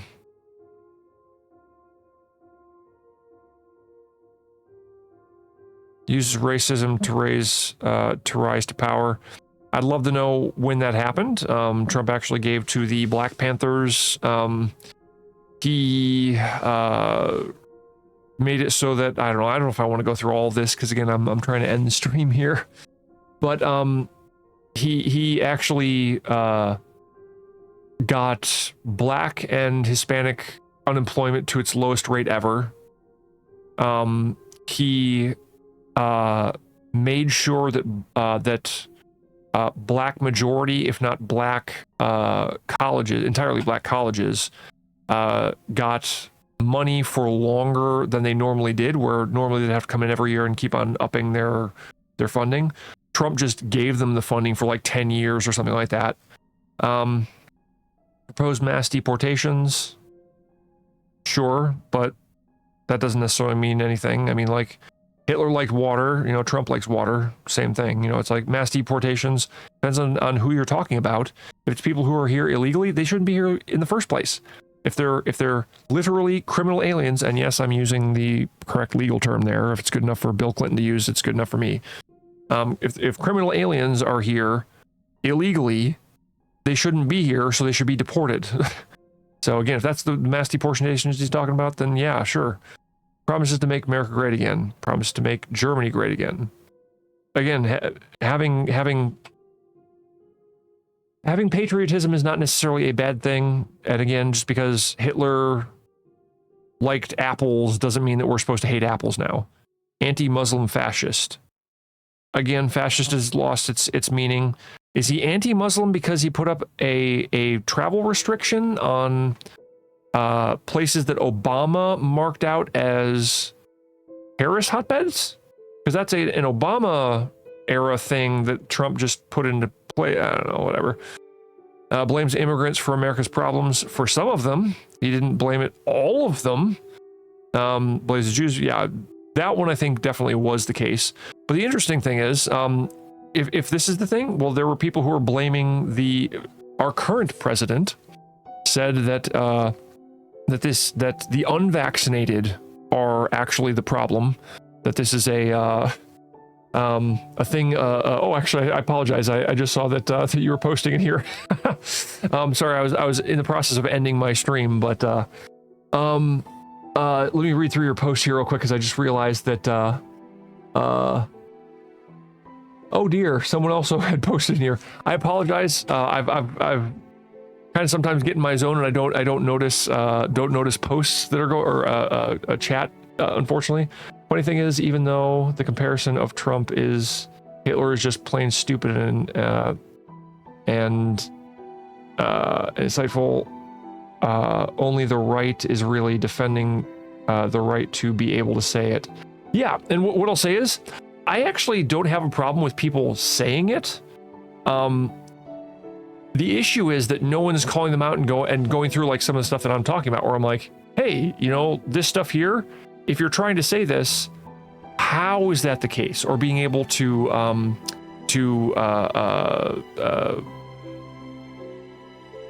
the right to be able to say whatever you want should not be met with and now you can't criticize me. Let's say that. So yeah, well, no, I'm also going with Reclue. Reclue 42 sent Destiny is the biggest piece of. Well, I don't know much about Destiny. I'll say that much. So, and let me actually allow this to come through. Can I actually do that? Yeah, Automod isn't letting me put that in. We should be able to use big boy words. What?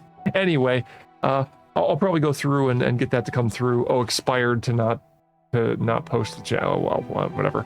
Sorry.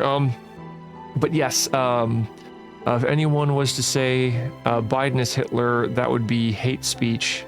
And because it's against Trump, it's perfectly fine to say. Yeah, what I'd say is, I don't know how they would react if you said that Biden is Hitler, because I think that a decent amount of the people on the right, and again, here, what I'll say is, just to be upfront with you here, a Crash Test UK, I'm like more of a centrist. I'd say that I am a conservative with a libertarian bent, and that's only in more recent times that I've become that way. I used to be much more libertarian until a lot of respect started to get dropped here in the United States over the last, I don't know, 12 years or so, as far as I can tell. But mostly in the last like 8 years or so has the respect really started to drop down. But yeah, I think that to a decent degree, the people on the left, I don't think that they would do that, just because, I mean, they might like say, hey, this is fascist of Biden to do. Hey, him doing this thing here made it look like fascist thing or something like that. But I don't know if they'd actually call him a fascist, because I think that people on the left have a little bit more principles that they're concerned about, where they're like, I'm going to use fascist in the proper sense of the word, and whatnot. So whereas I think that people on the left are a little bit more lax in terms of how they use terminology. But let's hear it. Remember the record-breaking and still standing 4 million people who were deported under his presidency. Good times under Obama. Yeah, yeah. There was that. I think they called him the deporter in chief. I think they called Obama. But yeah. So once again, it's like you're making good points. I definitely agree with you there, Crash Test UK. That just because you're saying you want to deport people doesn't necessarily mean that makes you a bad person or like Hitler. So yeah. And then thinks Muslims should wear special IDs. I don't think I ever saw that from Trump. If he said that, that is a dumb thing for Trump to say. But given how many times they take Trump out of context, I have my doubts a little bit. So people on the left like to use strong words, but they often don't know their meaning. Yeah, I would agree with that. Because I think, and I think that's something that's actually adding to what I've been criticizing this entire time. And what I'll say here, Crash Test UK, this isn't normally what I do. I've normally and I've only been streaming for like 2.5 months at this point. So I don't know if I can really say, oh yeah, this is not normally what I do. I actually, the last time I had a conversation that was a little bit more political, I came up with a little bit of a rule for my stream that I was going to try and stay away from politics, but because this is such a historic event, I'm like, okay, I'm going to talk about this because I also have some things to say. Mainly what I've been saying over the entire stream today is that the rhetoric needs to be dialed back. People need to look with introspection inside of themselves and start to go, okay, what have I said that has contributed to this? And is there any way that I can start to tone things down and start to take the temperature down in the country? Because if we don't do that, I mean, this has to be a wake-up call for, I hope, everybody, but I've seen so much stuff on Twitter, Twitter or X. Let's see here. People just need to read facts objectively. The issue with that, Crash Test UK, is that can be very difficult to do because everybody has bias. That's something that they teach you or should teach you when you start looking into, for instance, the scientific method. One of the things that you're taught is that everybody has biases, even when it comes to science and trying to find objective facts. But I agree, people should at the very least try to read them objectively, recognize their own biases. And I'm sure this is probably what you meant, by the way. I can be a little bit autistic when it comes to words, so I apologize. But yes, people should try and step back and look at things from as objectively a stance as they can, recognizing their own biases, and then trying to go, okay, what does this mean, or whatnot. So yes, that I 100% agree with that. So when people are talking about like fascist or calling someone Hitler or saying whatever the case may be, leveling accusations at someone, you have to be accurate with them. Because if you're calling someone a fascist, the ironic thing is, like, sometimes maybe you'll have someone accusing someone of doing something when they're the ones oh, you're a fascist, you need to shut up, I'm going to go get the administration to make sure that you can't talk anymore. It's like, that's actually more fascist than what you're saying the other person is doing. Like, fascism is trying to use higher power to shut up your opponent. That's fascist. So I mean, technically, to be exactly fascist would be government power, but regardless, it's what they're trying to do, what they're touting is more fascist than what the other person is doing. So yeah, I 100% agree with you there, Crash Test, that words matter and people should use words the way that they are defined, not try and redefine words to mean something else so you can make your political opponent look bad. The entire time that I've been streaming today, I've been like, hey, you know what? Over here in the US, things have become so polarized that it's become like a sporting event. And in sports, you have people who are like, oh, we're going to kill them, we're going to grind them into the dirt, and people understand that's rhetorical, that's hyperbolic. But when it comes to real life politics, I think people are leaning into that type of talk, but not realizing the ramifications of it. And you did just, let's see here, I work on pensions and investments, and my firm invests in anything based upon the numbers. This includes investments that most people would try and cancel us for because it's not right to invest in that. Oh, gotcha. Well, I mean, depending on what you're investing in, if it's something that's going to make money, if that's your whole job, regardless of whether someone agrees with what's going on at that, I mean, well, what I'll say is, as long as what you're investing in isn't doing something like morally reprehensible or something like that. If it's something where it's like, oh, well, it's not right to invest in that because they're, I don't know, I don't agree with them politically. Well, that's no reason to not invest in something. But yeah, it's, that's interesting. I am a third shift nighttime security guard. so I woke up to this having already happened and seeing a bunch of rhetoric on TV. Had something to eat and went to work and had to then look at more of it, and then just started to stream when I got home from work. So, but yeah, I mean, kind of long story short, I've been going over how people on the left and the right need to tone things down, need to pull things back, need to take this as an opportunity to not stoke the flames, to not throw the same gasoline on the fire that's been used in order to make the fire in the first place.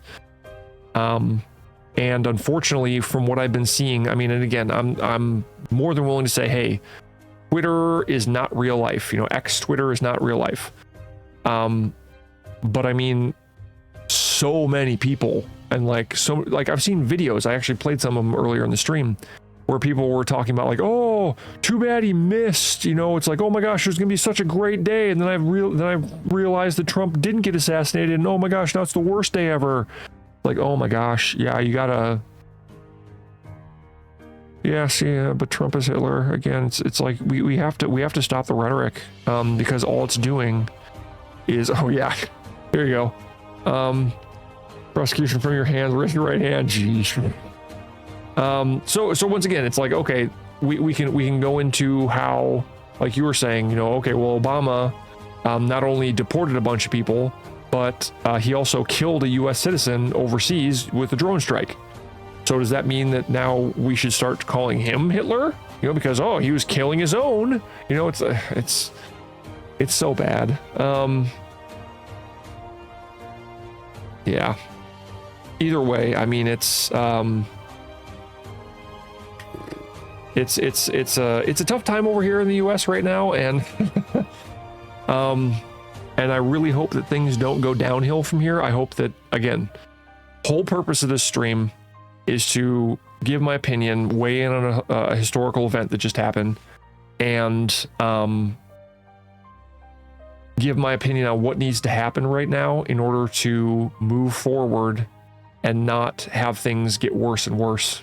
And I hope that anybody who's tuned in or anybody who watches the VOD of this will be able to get something out of this, even though I'm sure that some of this was rambly, some of this was not great because I had some little bit of technical issues, and I haven't been paying attention to the music as much now that I've my headset died on me.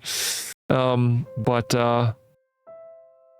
yeah, it's a very historic and sad day here in the U.S., and I'm hoping that things get better from here. That yeah, in the end, again, that you know, people step back and realize that we can't keep going in this direction because it's just making things worse. But as long as it's legal and will make a positive return with a sensible level of risk, we will offer it. We went hard on non-green energy sources when we were told that it is irresponsible not to support a government green fund. Yeah, what I'll say is that my stance on the whole green thing, and like, you know, electric and other forms of energy, I think that they are good. I think that they're the way of the future, but you cannot have the government mandate those things and go, okay, we're going to be stopping fossil fuels by X time. I mean, because what I've done is I actually compare it to landline versus cell phone. Like, a long time ago, they only had landlines. In fact, I mean, a really long time ago, they had no phones. But then they had phones. Then they had a phone in every household, you know, and everybody had their own phone number. And then this thing called cell phone came out, and it was this big bag with a battery in it, and it, you know, you carried it around, and then you could take the phone off, and it was basically like a satellite phone, essentially. Then eventually it got smaller and smaller to the point where it would fit in the palm of your hand, and then it was a flip phone, and then eventually it got to the point where it was like you had a PDA, which is I think it was personal data assistant, and then your cell phone, and then those things, two things got combined in BlackBerries, and then eventually we got smartphones, and now everybody's got smartphones because the technology became readily available and easy to make and whatnot. So now everybody has them. That happened naturally, and it wasn't, oh well, we've got this cell phone now. Now we're going to mandate that everybody gets rid of their landlines. That's not how it works. Because then it's too expensive for everybody, and then everyone's going to be in a disadvantage. It's the same exact thing for green technology, for electric cars, or any other type of technology. Like right now, wind and solar aren't very good because we don't have good enough battery power for it, or good enough batteries for it that can hold the charge for long enough. So it's not feasible. Like if it's too cloudy or not windy enough, well then you're not getting power, and then you're at a disadvantage. So yeah, what I'll say is, though it might not have been like, might not have been seen as a quote unquote good thing for you to invest in non-green technologies, right now that's kind of necessary. Like if we completely eliminate all fossil fuel stuff, you know how many people are going to die?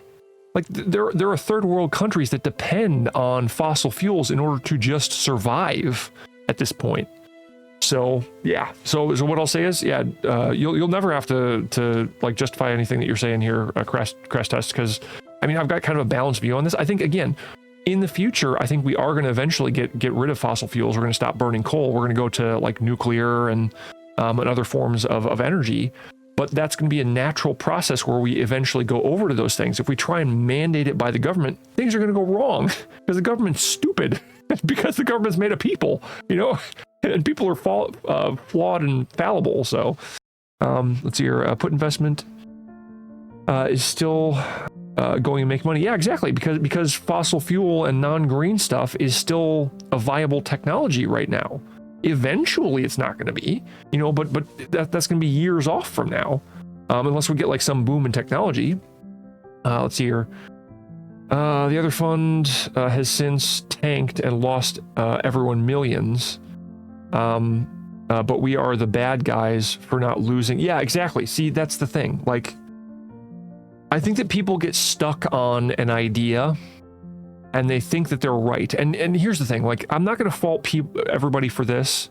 And this may actually be a really great way to kind of draw everything together, is that it can be difficult when you think you're right to admit that you might be wrong. That's everybody, man. Like, I think there are some people who have an easier time doing that. I try and do that, but I fail all the time. I'm not gonna be a hypocrite and say that I never get stuck in that situation. But everybody can fall into that. And I think that can almost become like the sunk resources fallacy, where it's like, well, we put so much into this, we can't stop now. And that can lead to even stuff that we're running into right now in politics, that people have this idea, oh, I'm right in this and I can't be wrong. If I consider that I'm wrong, well, then the other guys might be right and they're the enemy. They're Hitler, you know, they're the bad people.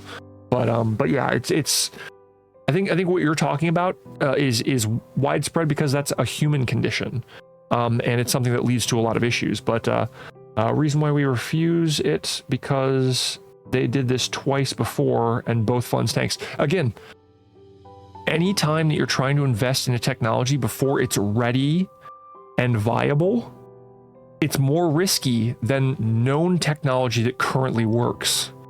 So that, once again, it's like, oh, you better invest in cell phones when they first came out, and they're this big briefcase bag thing that you know has a thing over your shoulder, and then you pick the phone up and it connects to a satellite, you know, which is really more like a satellite phone. But I mean, when they had that, oh, we're going to mandate and get rid of all the cell phone technology, and you have to invest in this.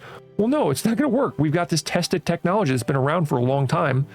I mean, the telegraph was a thing, and then we came up with the phone, and then the phone technology now is so widespread, and it works, and it worked for a very long time after the first cell phone came out. I mean, I think my mother and my stepfather, like not too horribly long ago, got rid of their landline. So it's like it's been around for a long time. Yeah, of course. When you try new technology can be a great thing. Love new technology, right? I'm not trying to crap on new technology, but if it's untried, and it isn't functioning as well as it should be right now, and it's too expensive, of course you're going to lose money off of it. You know, I mean, there's a chance it'll just work, but you know, who's going to bet on that? Why would we join in the madness? Yeah, exactly. Apparently it's because not enough money was invested into it. No, you can throw a whole bunch of money at something. If the technology is not there yet, all you're doing is you're throwing money into a sinkhole. Like, if I'm not mistaken, I don't know, let's hear.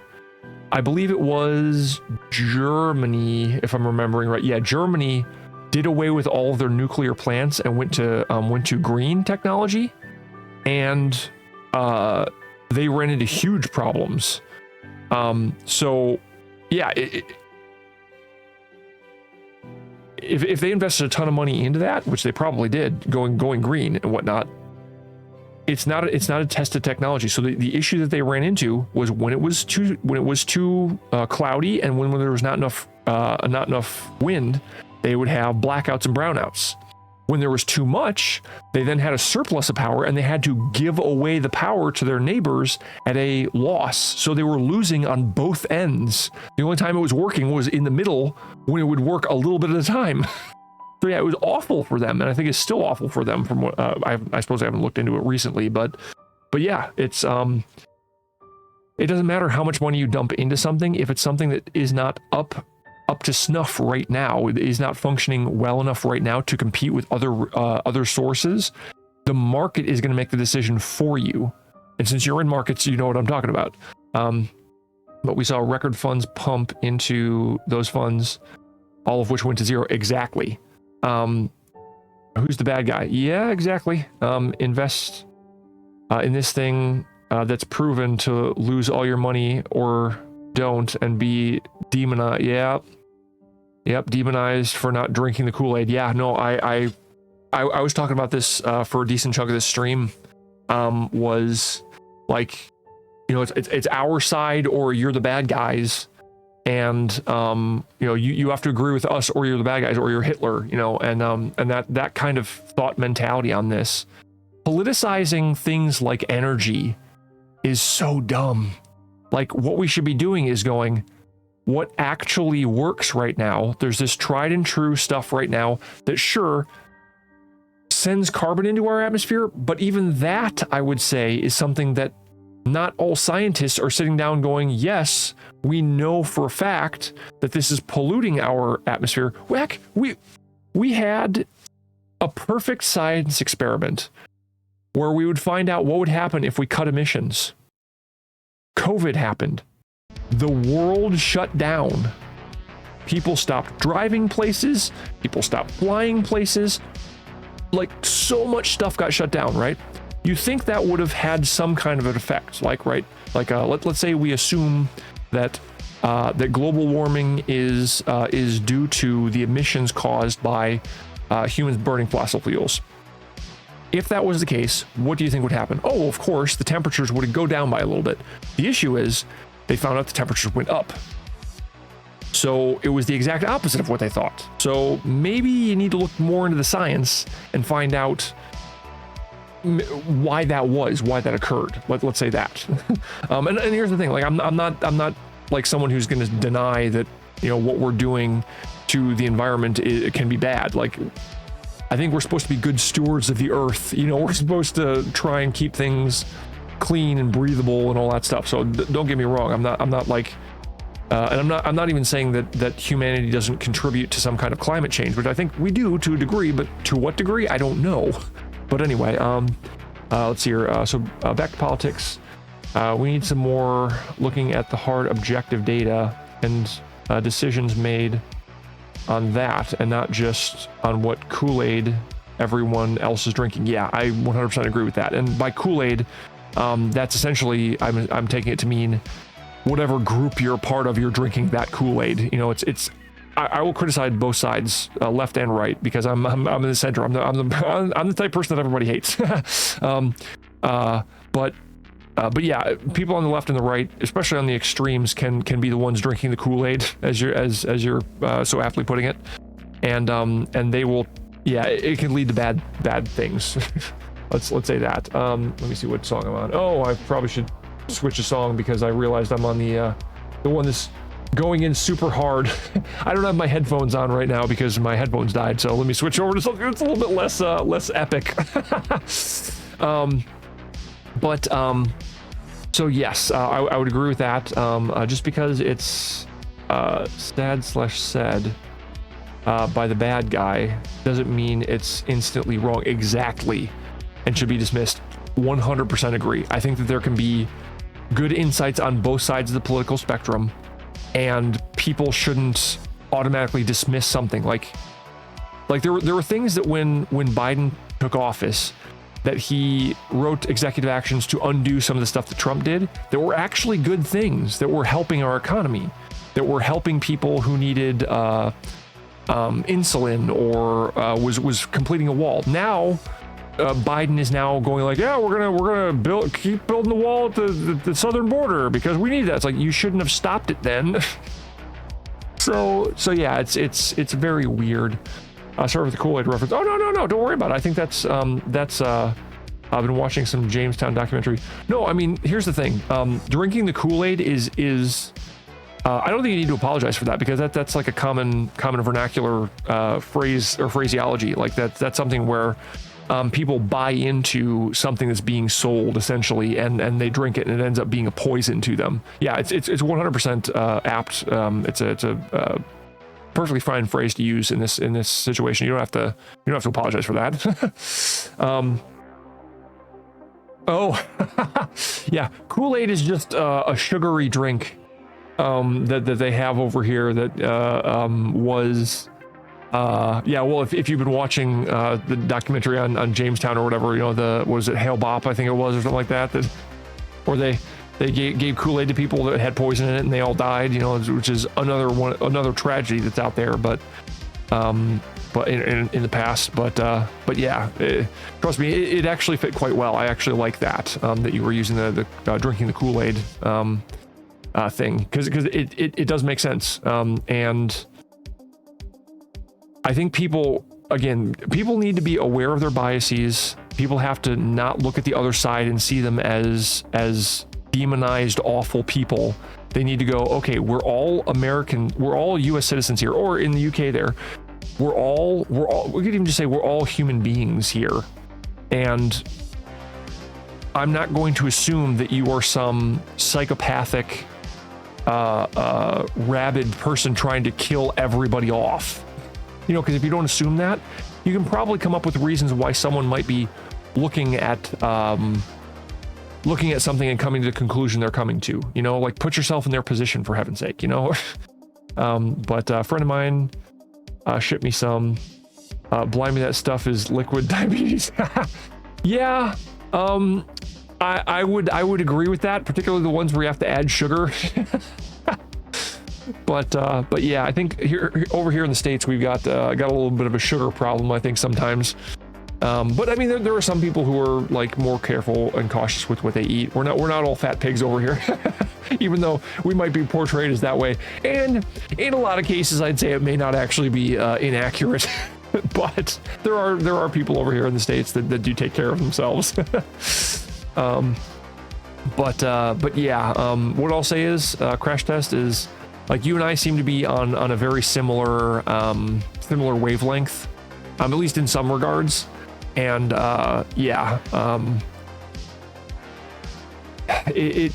doing what you're suggesting and what I've suggested in this and agreed with when it comes to what you're saying, I think would really help the situation over here in the US. And I think even over from what I've heard, over in France, things are going really wonky as well. So let's see here. Ultimately, what we need to do is unite. Yes. And that's actually something that Trump actually just posted out not too long ago.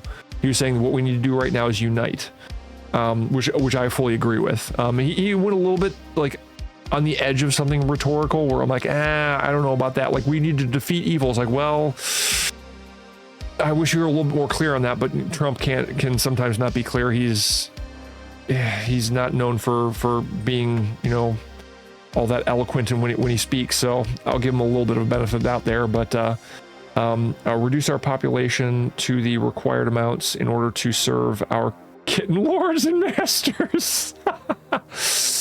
Oh yes, all hail Mittens the kitten. I like you, Crash Test. But yes, I would say we definitely need to unite. reduction of population, I think we're probably going to be having that in the not too distant future because birth rates are down so far. But yeah, I think even that, the reduction of population stuff, because I'm sure you were just joking about that, but I know that there are some people who are very serious about like, yeah, we need to reduce our population. I think that people are a little bit, people misunderstand how much space we have on Earth, and I think they're a little bit overly concerned about certain things that they don't need to be, because again, things are being overly politicized and all that. So yep. Not about the serving of Mittens. Yeah. Gotcha. Yes. All hail Mittens the kitten. Yes. Speaking of which, I do need to go feed Mittens. No. But yeah. So I think I kind of want to leave things at that with a little bit of brevity there, and just say that yeah, that one, it was nice having you around, stopping by Crash Test. Again, this is not one of my normal streams, even though I've only started like 2.5 months ago. I normally go in and thank you very much for the chat as well. I always love having people around. Oh, and actually, I might do something here just to. I'm betting this won't work, but there we go. That's one of my alt accounts, by the way. I'm just trying to get viewership up high enough. I'm trying to make it to affiliate, and I'm seeing if I can get past one of the things. Trying to work out exactly how Twitch works, I guess. But yeah, regardless, I think that I really hope that things get toned down. I really hope that this is a moment that brings people together. I think that there are extremes on both sides that unfortunately won't come together because I think they're so extreme in their views on either side. I hope that the majority of people will come together, and then the people who are on the extremes will start to feel left out, and they'll start to examine their own views, and then maybe those people who are on the extremes will get out of their echo chambers and then be able to start to examine their own views and whatnot. That's what I hope happens. But I have unfortunately doubts about people who are on the extremes on both sides, the left and the right, in terms of them being able to have some kind of a course correction. But again, I still hold out hope for them, because even this was earlier in the stream today. I was talking about how even the Ku Klux Klan, these bunch of idiots who were a bunch of racists, there was a black man who would go and seek them out and just start having conversations with them and just talk to them, just to show them, hey, what you have been talking about in your echo chamber, what you guys have been tossing around and thinking that you guys are all talking the truth about black people is incorrect. So I think that's what needs to happen. You know, the people on the extremes need to either be left behind a little bit, and then, you know, and then approach of their own free will, or I guess people from either side need to approach them and be like, hey, you know, I'm on the left, and you know what you're saying about people on the left is actually incorrect, because I believe this, and this. Like, you don't believe that, you know, we're supposed to, you know, inject everybody with every single kind of chemical, and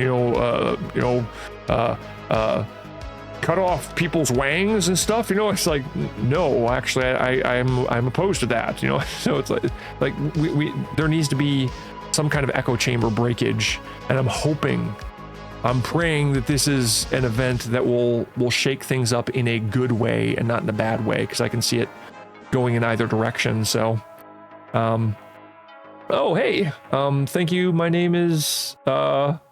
What I'll say is I apologize. You're joining here when I'm just ending the stream. And it's also, I don't normally do political streams. I'm breaking one of my rules. Well, I've only been streaming for about a month and a half anyway.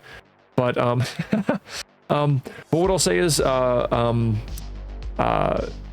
like like normally I don't do political stuff because I kind of set up a rule for myself that I'm going to try and stay away from politics. But because this was such a, I mean, this is a historic event that happened yesterday, and I wanted to comment on it. I'm not opposed to doing politics, but I want to kind of stay away from politics just because I know that can be a very heated topic.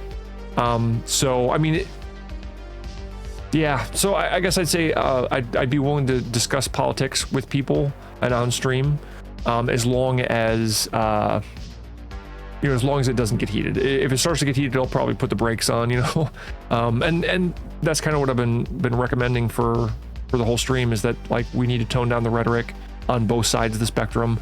We need to stop demonizing the other. This needs to stop being a team sport here in the US in terms of politics, because that's bad.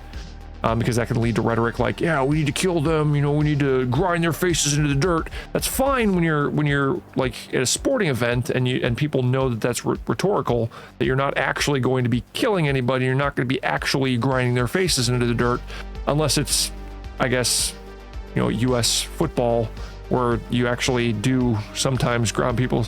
Anyway, but regardless,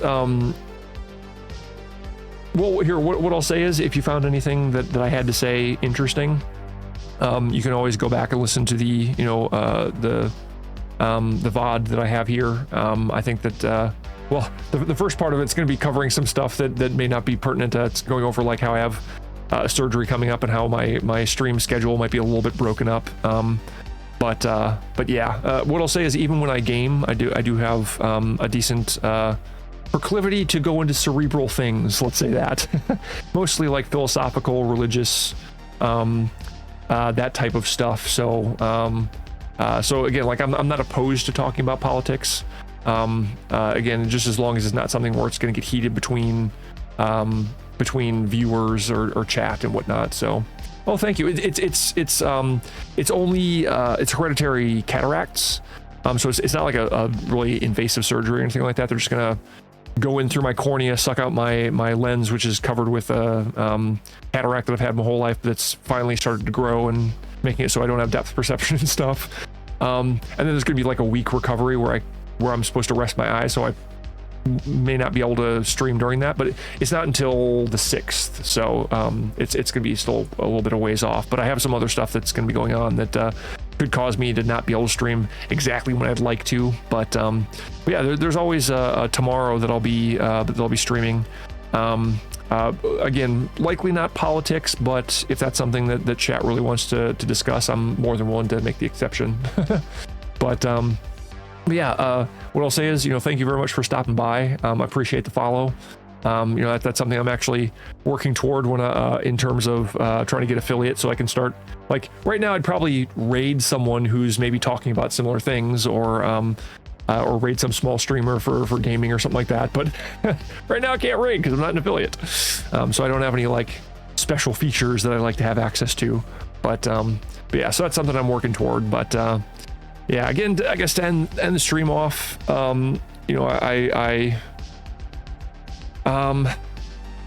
super historical event. This is going to be something that these types of pictures are going to be in history books, and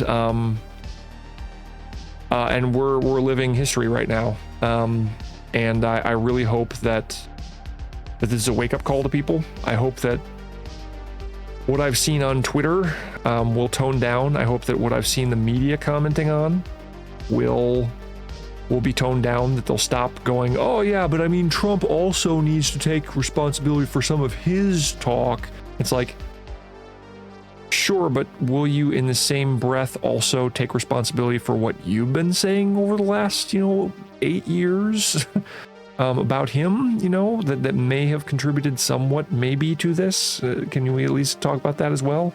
I'm hoping that we can start to go back to a place where there can be camaraderie and respect amongst US citizens, because I think that's what's missing, and that's what's led to this being something that is even possible happening, and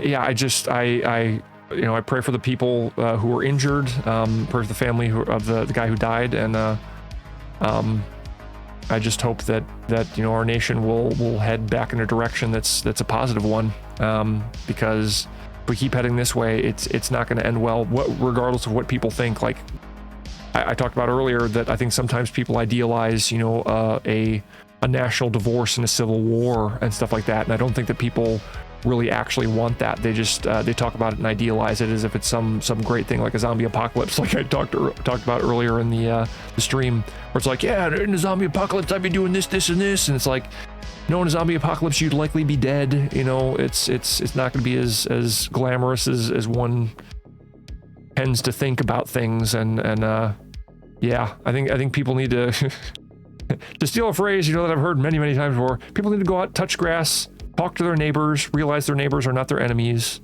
and hopefully heal and recover from this, because if we don't, things are heading down a path that I don't think anybody wants to go down. But I'll go ahead and leave it at that, because I do need to go, because sleep is calling, and work tonight, because I'm a third shift security guard. But yeah, I will hopefully be streaming tomorrow at around the normal time. But and I guess we'll see what I'm going to be playing, because it's been kind of a weird week in terms of what I've been streaming and whatnot. So, but yeah, once again, thank you for the follows, and thank you for the chat. Yeah, and hey, if you do catch me next time, great. If not, that's okay too. Even if you just want to lurk and whatnot, I appreciate lurkers. But yeah, it was nice having you around, nice having you chat for the little time as you did. Wish you the best today, and stay safe out there.